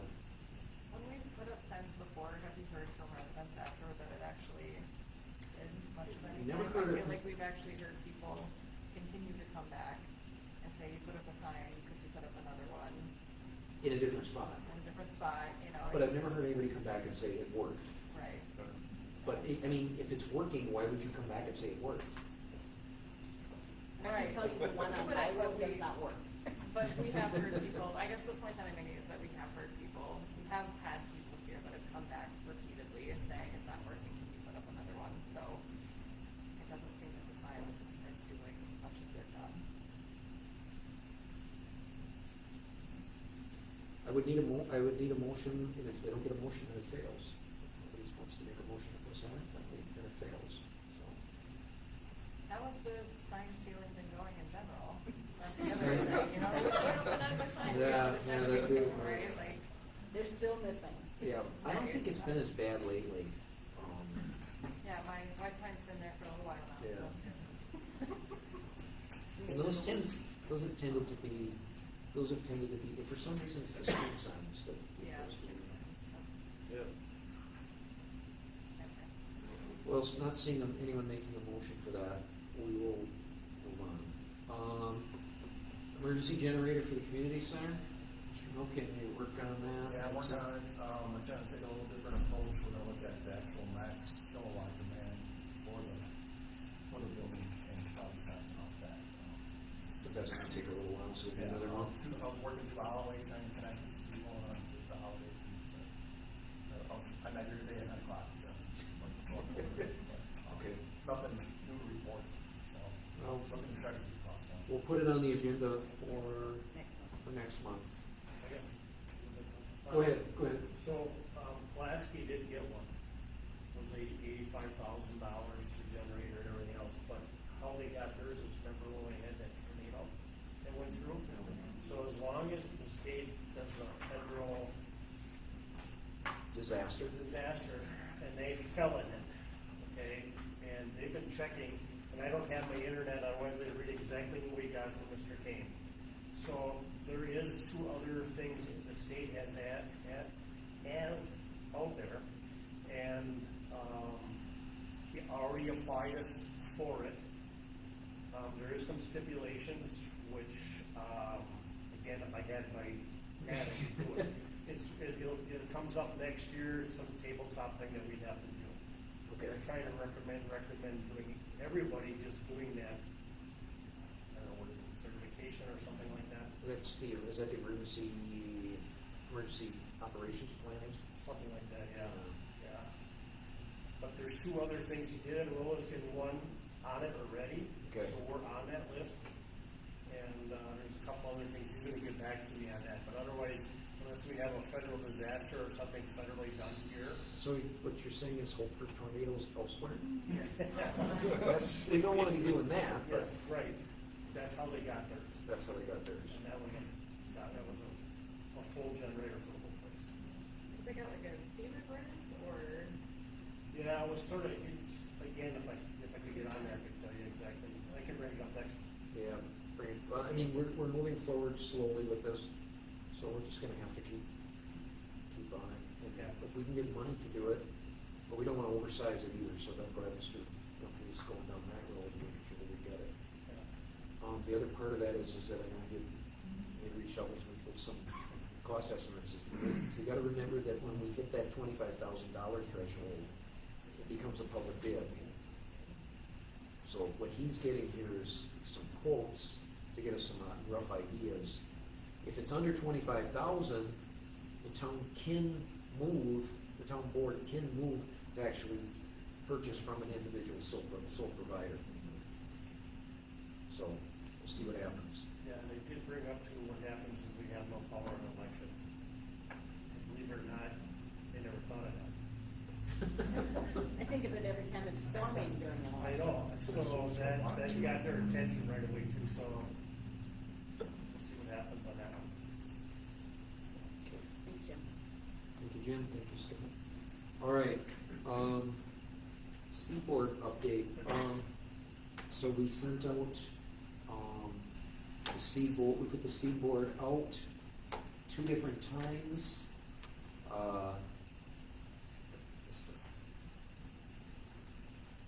We put it out on Coonish. This was catching traffic going westbound. So it was out, it went out from July 9th through July 15th.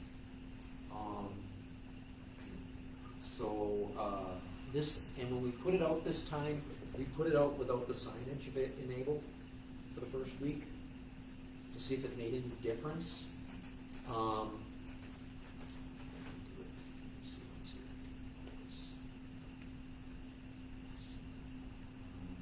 if I can do this side by side.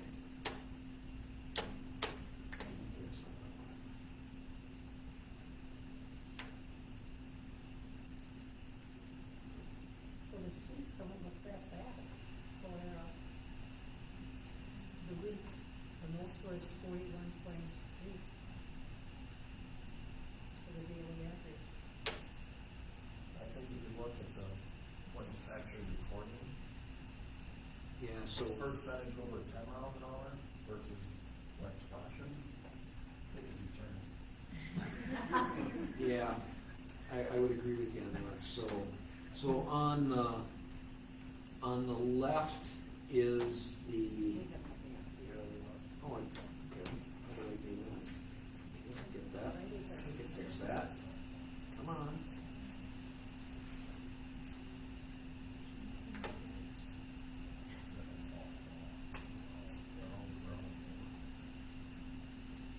There we go. Okay. That better? It doesn't like the snapping. It doesn't like the shared screen like this for some reason.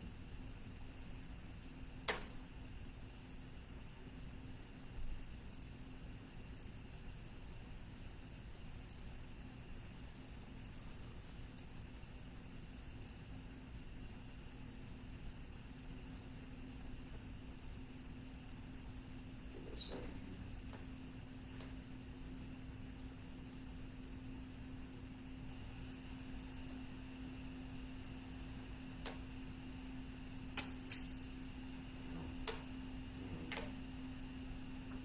Try it differently. Try to see if I can just bring one up at a time here.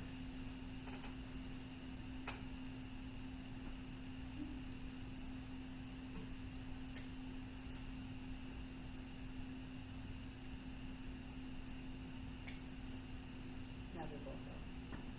Of course they are, because I don't.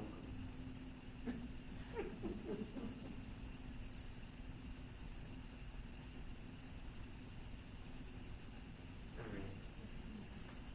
So which one is that one? Is that the? Okay. Do you want to? So the blink, yeah, we've been calling it Blinky. So it looks like 6-8. It's just, it's not, it's acting up here.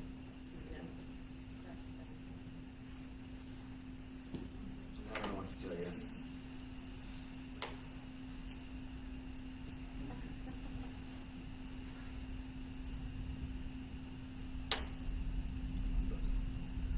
Yeah, I thought this.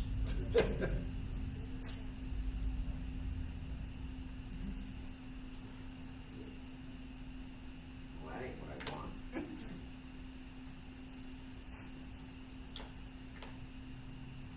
Come on. Okay, that's up.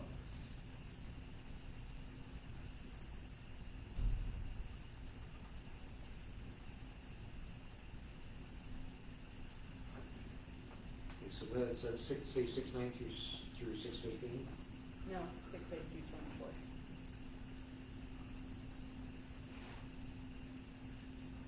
Alright. So this was the after effects. If you guys didn't have your printouts with you. The speeds, this is the one that I always, this one here is the one that I always kind of go to. Kind of shows the different speeds. and it does show, it's a 35 mile an hour zone, but it is showing,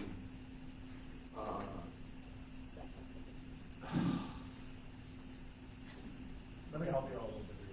thank you. I would say that when it's blinking, you got about 18% reduction in the amount of people speeding. If that makes sense. So it is a deterrent. It is a deterrent. I always thought they worked for me. You think you're getting a I mean, picture. your max speeds and your percentage of people speed doing almost 50 is the same, but the percentage of people,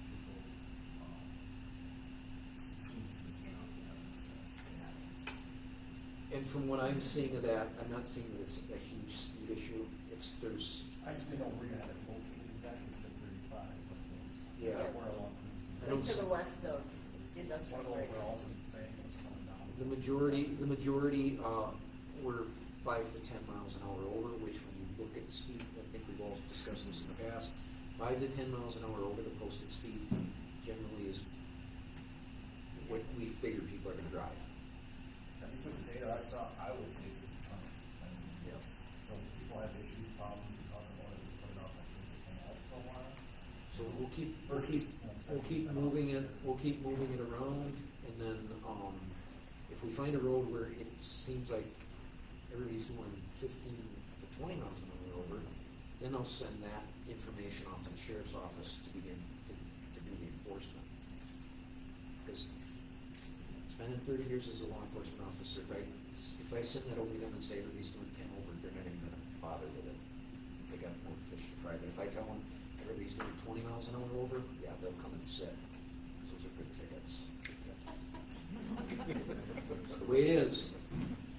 All right, so I think the next spot we're putting in is Brookside. I think that's where we're talking about putting it next. So I'm supposed to tell everybody, but we'll do the same thing. We'll put it on for a week without blinking enabled. And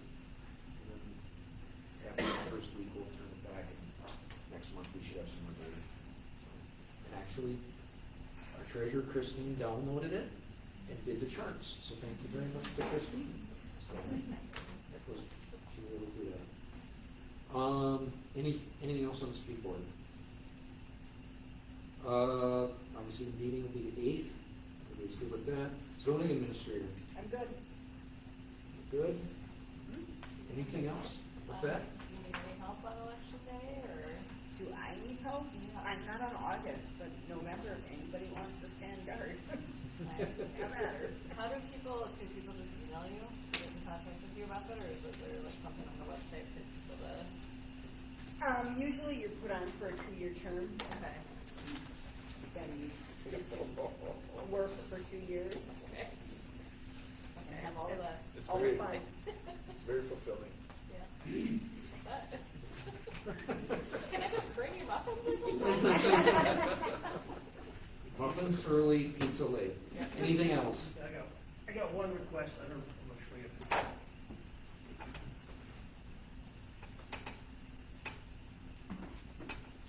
They requested another pole. There used to be 2 poles that's down on River Forest Hills, where it makes the corner. Okay. Is that a sign book? Is that No, for it's the just, street sign or the? Yeah. Is that one of those? Show that to Dennis. Dennis. He's sitting right behind you. Yep. You know Dennis. Dennis is right behind you. Dennis. Oh, Okay. Dennis Show that to is right Dennis. There we go. Okay. There was 2 of them, and one's gone. Anything else? Otherwise, motion to adjourn? I'll make that motion. Got a second? I'll second it. Got a motion and a second. All those in favor state aye. Aye. Opposed? Hearing none, motion carries. Thank you all. Let's give it I need a 5-minute break here quick. And then we'll start the town board meeting. Thank you, guys.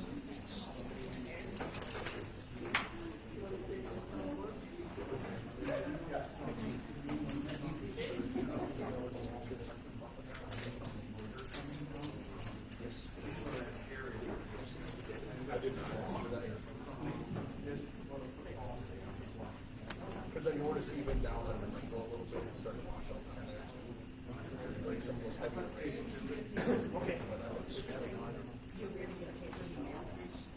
Yeah, that I have to redo their. So when you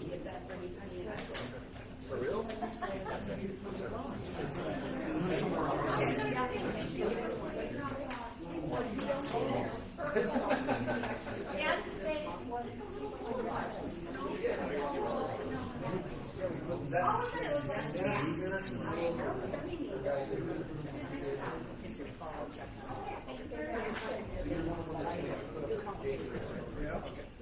The cake breaking on Annabelle?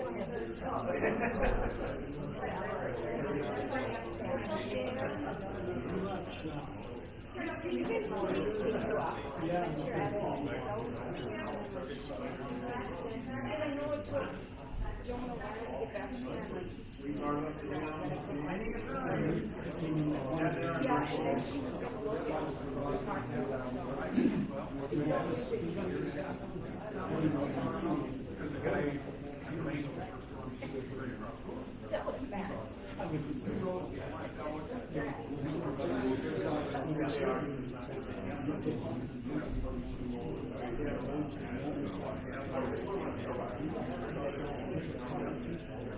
And they do it right in the morning, or right at night. So you want me to take you and Joan, correct? Yeah. Double check, email. Yeah, let me know. If you don't want it, then in November, I'll be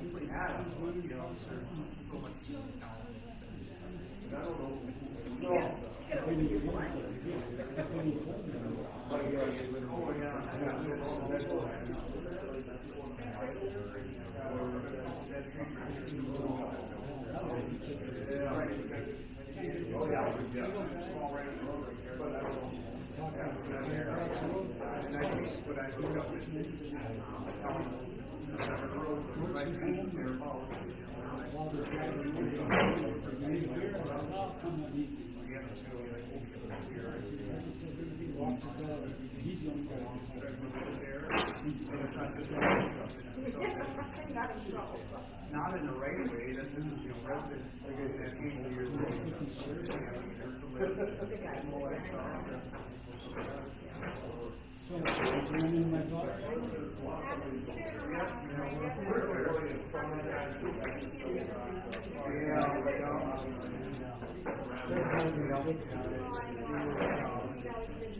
especially, not just states.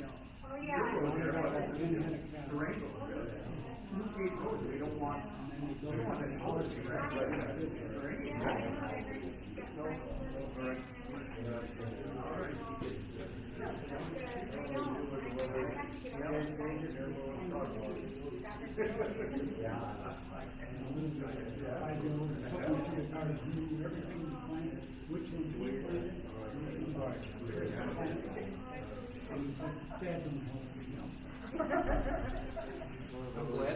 I'm glad that this worked earlier and didn't die. I didn't want to bring this up, Chief, you should have this, I didn't want to bring this up in the meeting. But all this speeding that has been taking place down here, I think those farmers are distracted. I don't know who lives there. All right. I'm going to call to order the town board meeting for the town of Pittsfield. All rise for the Pledge of Allegiance. Pledge allegiance to the flag of the United States of America and to the republic for which it stands, one nation, under God, indivisible, with liberty and justice for all. You can take a moment of silence Everybody join me in prayer. In the name of the Father, Son, Holy Spirit, amen. God of power and might, wisdom and justice, through you authority is rightly administered, laws are enacted, and judgment is decreed. Assist with your spirit of counsel and fortitude the President and other government leaders of these United States, the state of Wisconsin, Brown County, and this township. May they always seek the ways of righteousness, justice, and mercy. Grant that they may be enabled by your powerful protection to lead with honesty and integrity. We ask this through Christ our Lord. Amen. Fuller? Here. I'm here. Mr. Hollowin, let the record reflect that Mr. Hollowinski is excused due to his honeymoon. Approval of the agenda with the right for the board to deviate. I'll approve the agenda. I'll second. All those in favor say aye. Aye. Opposed, hearing none, motion carries. Approve or modification of the minutes of the town board meetings on June sixth, 2024. Having reviewed them online, I will make a motion to approve the town board agenda, or town board meeting minutes. I will second I that. have a motion and a second. Any discussion? Any discussion? Hearing none, all those in favor state aye. Aye. Opposed, hearing none, motion carries. Public comments. Any public comments? It sure is empty in here now. I thought I was gonna have to park in the room. All right, we'll move on. Treasurer's report. The beginning balance for June 2024 was $1,316,056.81. We had income for the month of $14,437.42 and expenses of $105,552.75. Our ending balance is $1,224,941.56. The income we received for the month was 0.8%, which brings our yearly total to 61.85%. Last year we had 0.89%, and our total was 68.29%. Expenses for the month were 5.87%, and our total for the year is at 41.91%. Last year we had 4.13%, for a total of 41.51%. The bridge account is at $158,813.40. Park account is at $13,091.56. And if you notice on the treasury report, you saw that there was an interest on loan and a loan renewal fee. Our loan, we approved that we refinanced it for another 5 years. So we did sign the document, and it is up. Good. So I don't have to say so much. Let me see here. We have 10 more payments. So our last payment on the loan will be March of 2029, and our payments are $108,681.93 twice a year. So it should be paid off. And then it'll be paid off. Yep. And the payment actually went down with higher interest. Yep. What's that? And payment went down a couple dollars with higher interest. Because we didn't take out the maximum Total. loan amount. Oh, when we correct. took out the loan, so they were. We were paying paid out. extra before. Yep, so That's good. worked out good. I did forward you these loan renewal documents. You and Council Racer Hollowinski, we had voted to approve this, so you should have gotten this. I did get them. I just want written in my mind, I just want to make sure that you didn't have any questions on the No, loan. when I read through it, I checked the interest rate and everything, and it looked very good. Okay. Let's see, rescue squad report. Rescue squad, met on the 24th of June at, everyone wasn't there. General fund was $4,874.89. Of that, $2,119.16 were set aside for the first responders. There's $44,889.04 in the equipment fund. That's after paying all the payments for the rescue squad. And the rescue squad did come in. They were finishing, on that day, they were finishing equipping it and putting it out. So that's good. Response times for calls for April were 7. Response times were 9 minutes and 22 seconds and 9 minutes and 20 seconds. Financial report, in April, we were $733 to the good. In May, we were $1,104.50 to the bad.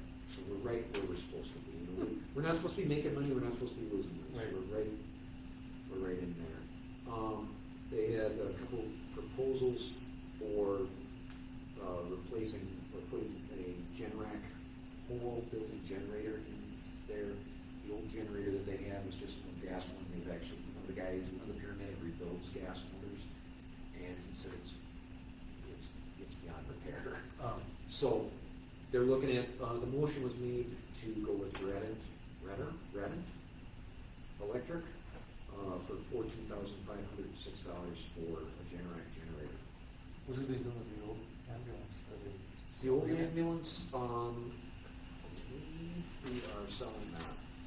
We're not gonna get a whole lot, but I believe it's gonna go up. They had talked about, Gold Cross was gonna find the best way to get rid of it. And then does that money go right back into the Goes equipment? back to the equipment. Perfect. Yep. There was a bill of $1,666.90 for moving the radio.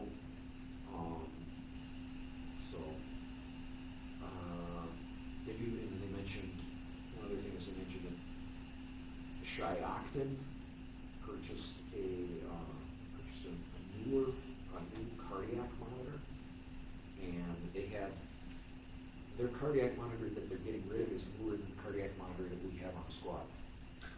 So we're going to, and they said it's still perfectly good, but we're going to try to get that using some of those MSFAT funds. Yeah. So hopefully that'll do it for the rescue squad. I'll approve your rescue squad report. I'll second it. Any discussion? Hearing none, all those in favor state aye. Aye. Opposed? Hearing none, motion carries. Fire department, Mr. Kolovinsky isn't here, so we don't have a fire department report. Planning committee. Members present, Scott Milkey, Lee Krupski, Keith Benice, Eric Dolly, Helen Wagner, Doug Dietrich, Jim Pyle, and Paul Willis. No one was absent. Number 1, annexation and water update. Keith gave a presentation update on the water annexation situation. Decisions are due from the PSC in September regarding the water. Conditional use permit for PI 31-3 for sand pit. Official quarry plan for Peters Concrete off Hillside Drive. We've contacted the town's attorney, who has sent a response with a list of questions for the contractor. The attorney will be present at the August 8th planning meeting. Number 3, the Jake break restriction in County C south of River Lane. No motion was made. It was dropped. Number 4, the emergency generator for the community center, still being worked on. Jim Pyle gave info on what the county is doing to help towns out. Number 5, the speed board update, reviewed the latest data from the speed board on Coonage Drive. Number 6, the August meeting is August 8th. Zoning commissioner, there was no report. Motion to adjourn by Eric Dollar, seconded by Ellen Wagner. I'll move to accept the planning committee report. I'll second. All those in favor say aye. Aye. Opposed? Hearing none, motion carries. Thank you, Helen. The main officer report was forwarded to you electronically. Did you get a chance to review it? Yeah, I reviewed it and I will approve that in the officer report. Second, all those in favor say aye. Aye. Opposed? Hearing none, motion carries. Utility district met immediately prior to this particular meeting. Pretty general meeting, no outstanding bills or issues. Nothing really out of the ordinary. Okay. The water update, you heard that, you were present. Yep. Any comments or concerns with the update? It was a very good presentation, so people are aware. Thank you. I'm very happy with the turnout. Yeah. I'm very happy the fire chief didn't show up. Anyway, let's move on to the public works report. Guys, how we doing? Hot and sweaty? It's been busy. Busy and wet. We plan to address some potholes tomorrow. Okay. Weather. You Can't got get a day in or without dumping full of water. So, but lately I've been doing guardrails, cleaning them up. Yesterday I was over on Sunnybrook,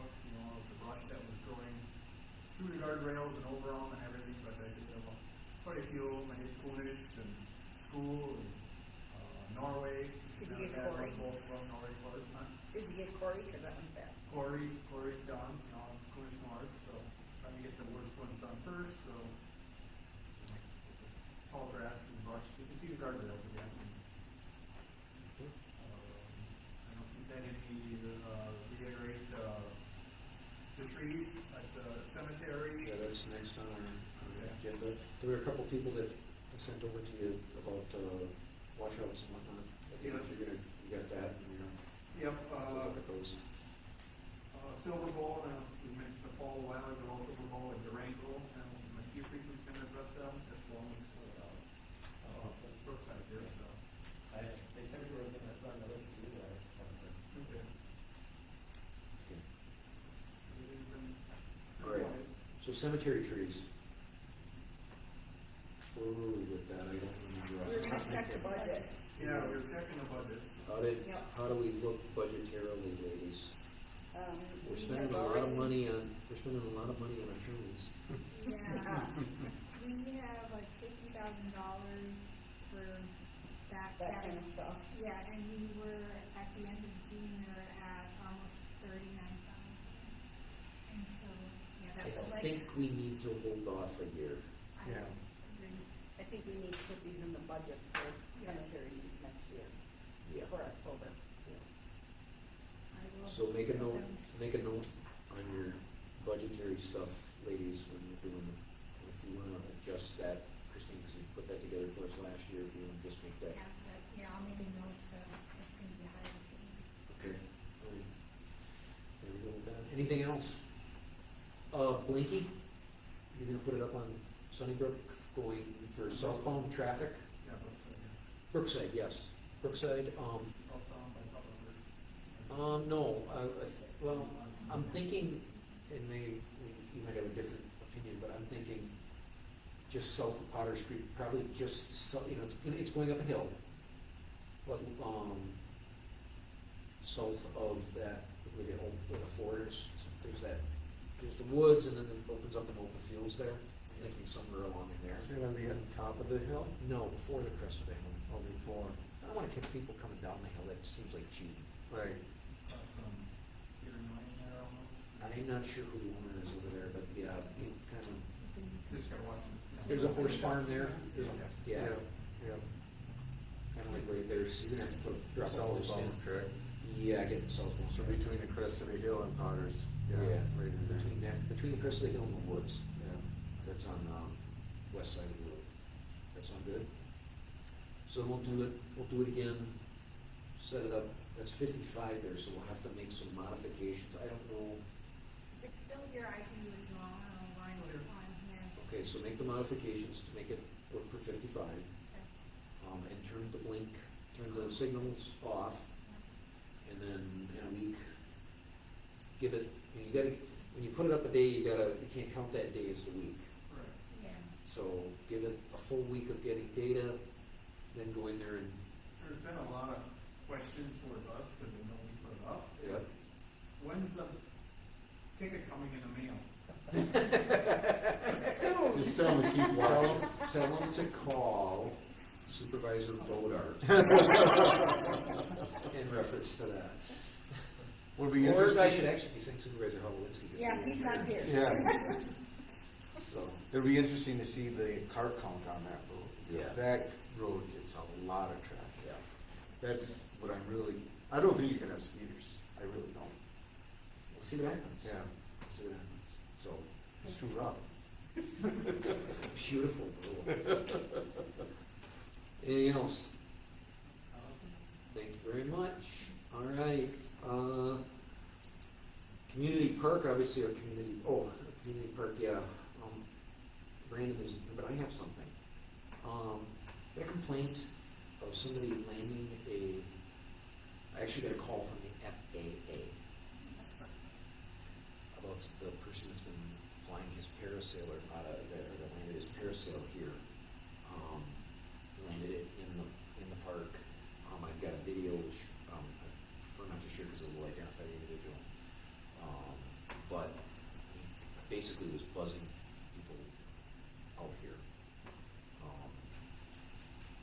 question, according to what the FAA said, it's not those particular, it was like when these parasails, you put the lawnmower on your back with the sail. Oh, it wasn't one that you ride in? No, it's one of these, I've so never when they seen get that that, when they get that small, they don't have regulations on them, so there's no regulation on it. He said, but what he has seen is that, municipalities have, especially in their parks and whatnot, if they have motorized vehicles, if the town feels that that's a motorized vehicle, that would regulate that in the park. My personal opinion is, I do think it's a motorized vehicle. And I think we should be, but I wanted to bring it to the board, because I'm just one of the board here. But, get your opinion, because if that is the case, then I will reach out to the individual and say, hey, board's talked about this. So is he Don't using want- this just a place to land and take off, or was he Actually just? came and voted here once. Oh, Flew in, voted, and then took back off. The other time, there were some people out here that were flying drones, which is perfectly acceptable. I think that's within our purview. And he showed up and ended up coming back with his parasail and launched out of the parking lot.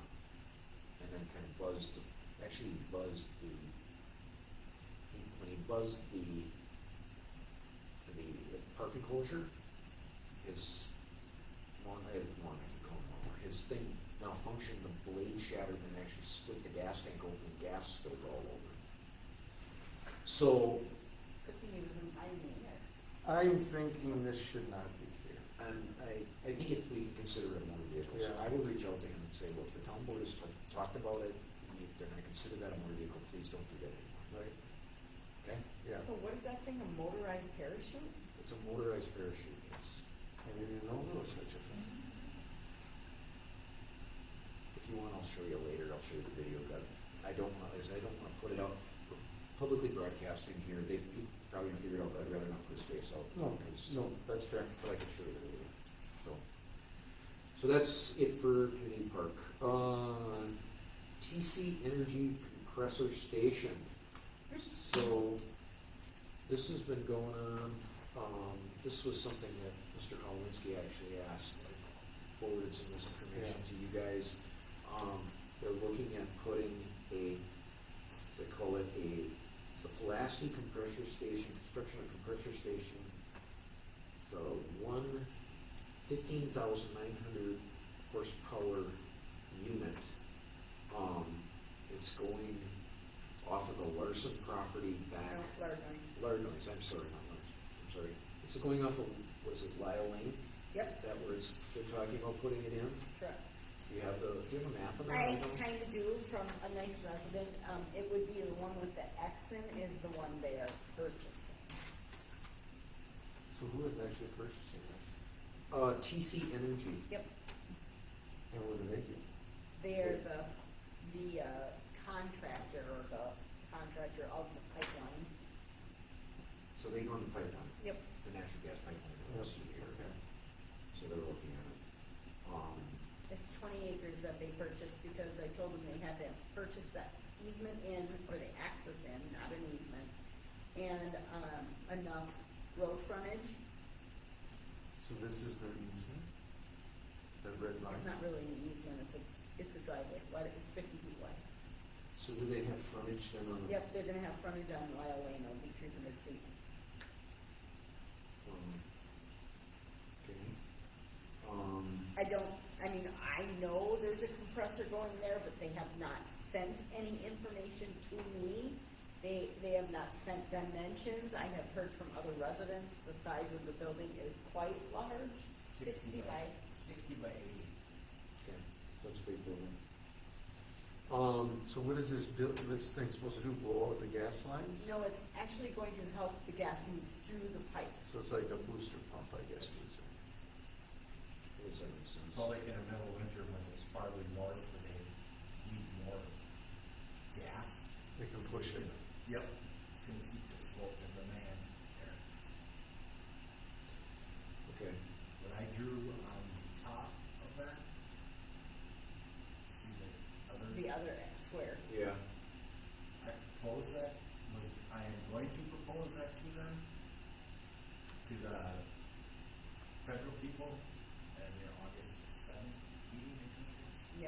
have it They here. have it rented here. They have it rented here? Yep, Yeah. again. Mhm. Instead of having it right there by me, 500 feet from my house, I'd like to see it go in the middle of that field, where everybody can enjoy looking at it. Do we know where that pipeline actually physically runs? It's to the, It runs north-south. yeah, but it's to the east of your place, correct? Yes. If you can see that. Oh, yeah. And that cross is right there. Yep. So this building is gonna be right there to hook to, So so does it, on the north side, does it go straight through the field here, like up there? yeah, you can see kind of the Yeah. faint I line. can kind of see where they It'll hook. constructed it. When I went to the meeting when they were here, I posed that to them then, and they said it was in that area would be in with the power line, and you could see that the power line is not anywhere near that. I don't care if you sell the land, but I'd rather see it over here. If Lardner needs to get the money, I'd rather see it Oh, over yeah, here. yeah. You know, and then not there. But Is anybody there a can come- reason they don't wanna hear the road? Well, they're looking how close they are to 29. 29, they're real close. I mean, You know, if they're something like- ever. I mean, but I mean, access off You're gonna- the cottonwood. Oh, I mean, Probably no lose offense to your, the road, your house. not lose the road, but, But- you know, if there was an emergency, they'd probably shut the highway down because of the gas leak, blow up, whatever. At least out here, it's in the middle of nowhere. Okay, well, one way or another, this is gonna get, they're gonna put this, something in here, it's just a matter of where do we get it. Yeah. So we need to. What they said is they couldn't, this is the ideal, this is the perfect spot, because they have a south compressor station, and they have a north. But they were gonna buy land from Noyens, which is on this side of the highway down here. So what is the difference if it just goes over to there? Okay, Says so they have August to- 7th? yeah. This is for you. Okay, all right. Give Yeah, it you to got me it. so I can put Yeah, it in the she file. needs it in the records. So August 7th, I'll have to try. The Can- fact Debbie, that can you people are send, gonna be here where can you you send come. us Mhm. the notice again? Yep. All this? Yeah, so we can draw. And they only sent it to people in the half-mile. Yeah, format. it- Yeah, it that's didn't how go they very do far it, out. that's how they do it. That's like Debbie, when she does certain permits, she only has to send out adjoining neighbors. Adjoining properties. And I asked about when they put this road in the back, are they gonna gate this, are they gonna gate the, enclosed fence in the booster station? Well, the town can, one of the things we can talk about is that the town, I would have to check with the attorney, and maybe Brandon would wanna do this, is that the town can approve the way the plat is laid out. So that's something that, this whole wide skinny stuff, we've done that in the past, doesn't mean we have to continue to do it. So, that might be some control there. No, cause anybody can drive back to that. So let's see what happens on August 7th. I don't like the idea of it, but I think it's the feds. It's gonna be real hard to stop it completely. But if we can control where it goes, that's a better thing. Yeah, I don't care if it goes, but I'd just rather see it to the north, Yeah. out in the middle of nowhere. Yep.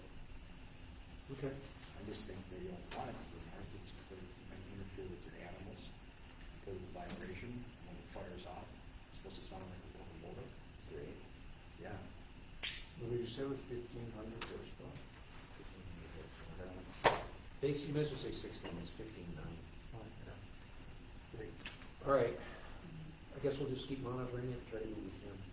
Thank you for bringing it to our attention. Well, we knew about it, but we didn't know the scope, so, and I know Brandon's on top of this also, so, yeah. So, we just gotta be careful that if Debbie, if there's gonna be more than just Yeah. one of us here, you need to post it, Mhm. that we would be in attendance. Possible attendance, yeah. Yes. I think August 7th, August 7th, yeah. so the day before the town. Oh, boy. Yes. What time? Do you know what time? I think they start at 4:00. They have not told me if it's open house again or if it's going to be an actual meeting where people can talk. Yeah, they, well. Before it was open we house talked, time. Yeah, with them when they were here with the gas company. We're gonna set up a thing where somebody who doesn't want to write in an email or whatever, send an email, that they can actually talk to them, like a tape recorder, so they can tape record what you wanna say. It's good. And Hopefully this Deb, will. send me that scan and send us that picture that he Yep. gave us. Do that and, we'll take, call me and we'll talk about this, so that's another Yep. question, but we'll talk to you about it. All right? Yep. Anything else? Thank you very much. Thank you. All right, we'll move on. So next one is the August meeting date. We look at August 8th, so that'll be our August 8th meeting. The generator for the community center, obviously that got put on hold. Should I put it on next month's agenda? Yes, please. Conditional use permit for PI 31 that's also gonna get held. For the 8th. So, Okay. good night, guys. You don't wanna help us put away chairs? Sorry. Cell tower property lease. Okay, so I sent you the vertical bridge. They want to extend the lease out another 25 years, which would take it out to 2056.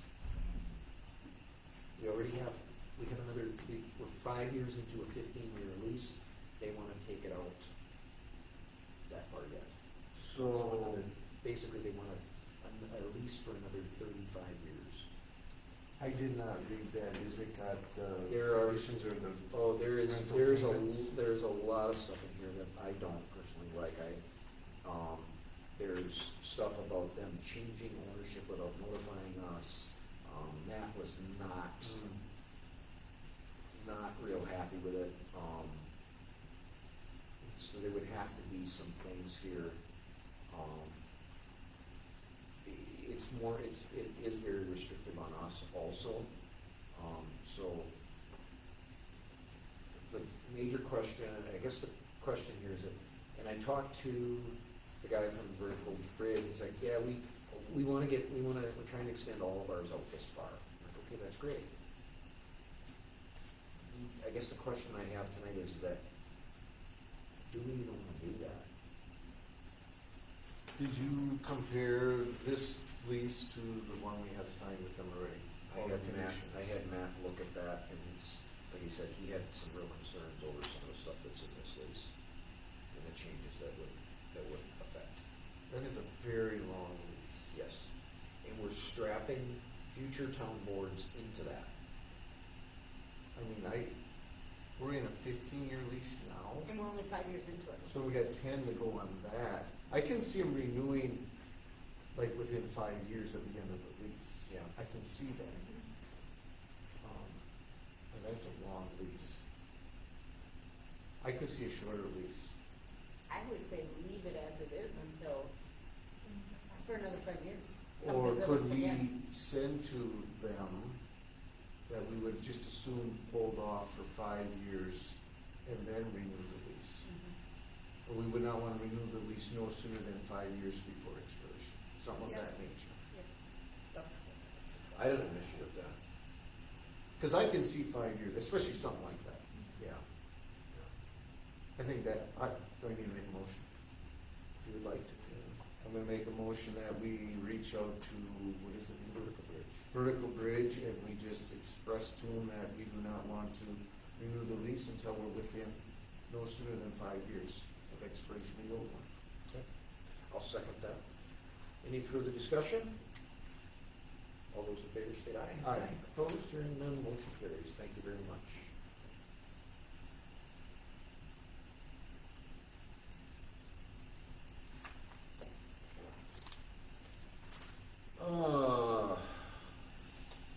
Road construction, everything looks good over there. I haven't, You haven't driven it? I drove it when you were paving. Okay. Did they pick up the signs? No, I haven't. No, signs and stuff. They are gone now? No, I'm totally. They're Oh, they're still there.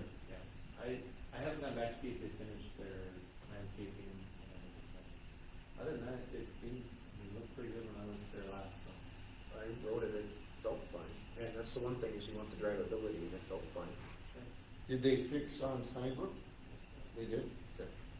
And so we still have them, they're still gonna do Oak Hill, and then they're gonna patch Glendale, which of course now is whatever.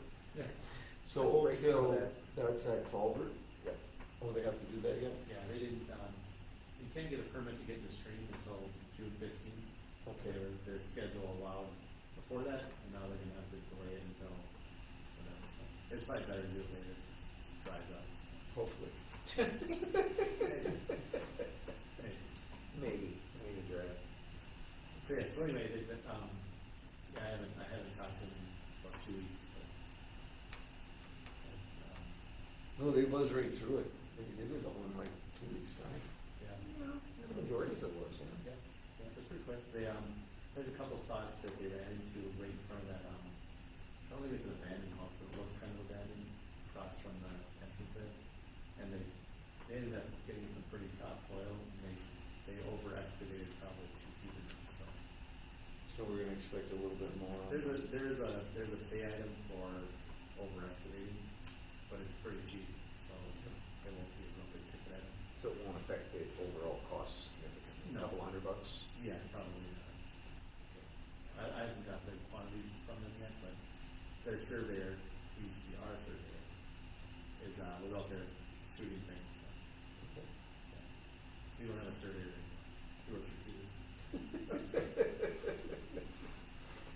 That's what's happening around the line stuff. Anyway, Anything else on road construction? I was just talking to Stan on the way out the door, that ag grant for road. Oh, I yes. think that July is the announcement timeline. Oh, so we're gonna put in for Coonish again? We don't know if we got it or not. Oh, so we're already in. Well, they haven't announced the winners Okay. of the. So you need to renew, or is it just automatically in? I don't know that, but if it's not automatically, then yes, we will renew. I want to stay on that. Yes. So anyway, it'll, from what they said, the original document said end of 24 we'd announce the winners, but the last thing I saw was July 24, so. Oh, let us know. Yeah, as soon as it's here, I'll certainly let you know. Okay. Anything else? Okay, we'll move on to review of permits issued by the building inspector and zoning administrator, having reviewed them online. I'm good with what I've seen online. Debbie, do you have anything else? The only thing is, 6-yard waste permits. I don't need to see the yard waste permits. I'd move to accept the building permits. I'll second. I have a motion and a second. Any discussion? Any discussion? Hearing none, all those in favor state aye. Aye. Opposed? Hearing none, motion carries. Review of the current invoices, having reviewed them online, I would move to pay the invoices, or to accept the invoices. I will second that. Having a motion and a second, any discussion? Any discussion? Hearing none, all those in favor state aye. Aye. Opposed? Hearing none, motion carries. Checks, review of checks for payment. There is one, voided one due to overpayment, so we voided it. Okay. So I would move to sign the checks. Second. A motion and a second, any discussion? Any discussion? Hearing none, all those in favor state aye. Aye. Opposed? Hearing none, motion carries. Adjourn to closed session. According to, there's 3 of these, 1985 sub 1C, considering employment, promotion, compensation, and performance evaluation of any public employee over which the governmental body has jurisdiction and exercise responsibility, and 1985 sub 1 sub G, conferring with legal counsel with the government body was rendering oral or written advice concerning strategy to be adopted by the body with respect to litigation in which it is or is likely to become involved. And number 3 or C is concerning deliberation, negotiating, and purchasing of public properties, investing in public funds, conducting other specified public business whenever competitive or bargaining reasons for this act require a closed session. This matter being in regards to future development within the town. I'll move to go into closed session on those 3 issues. I will second that. Get a motion in a second. Voice vote, Mr. Bodart. Yes. And I will vote yes. Motion carries. We are in closed session. Allow me to shut the owl off.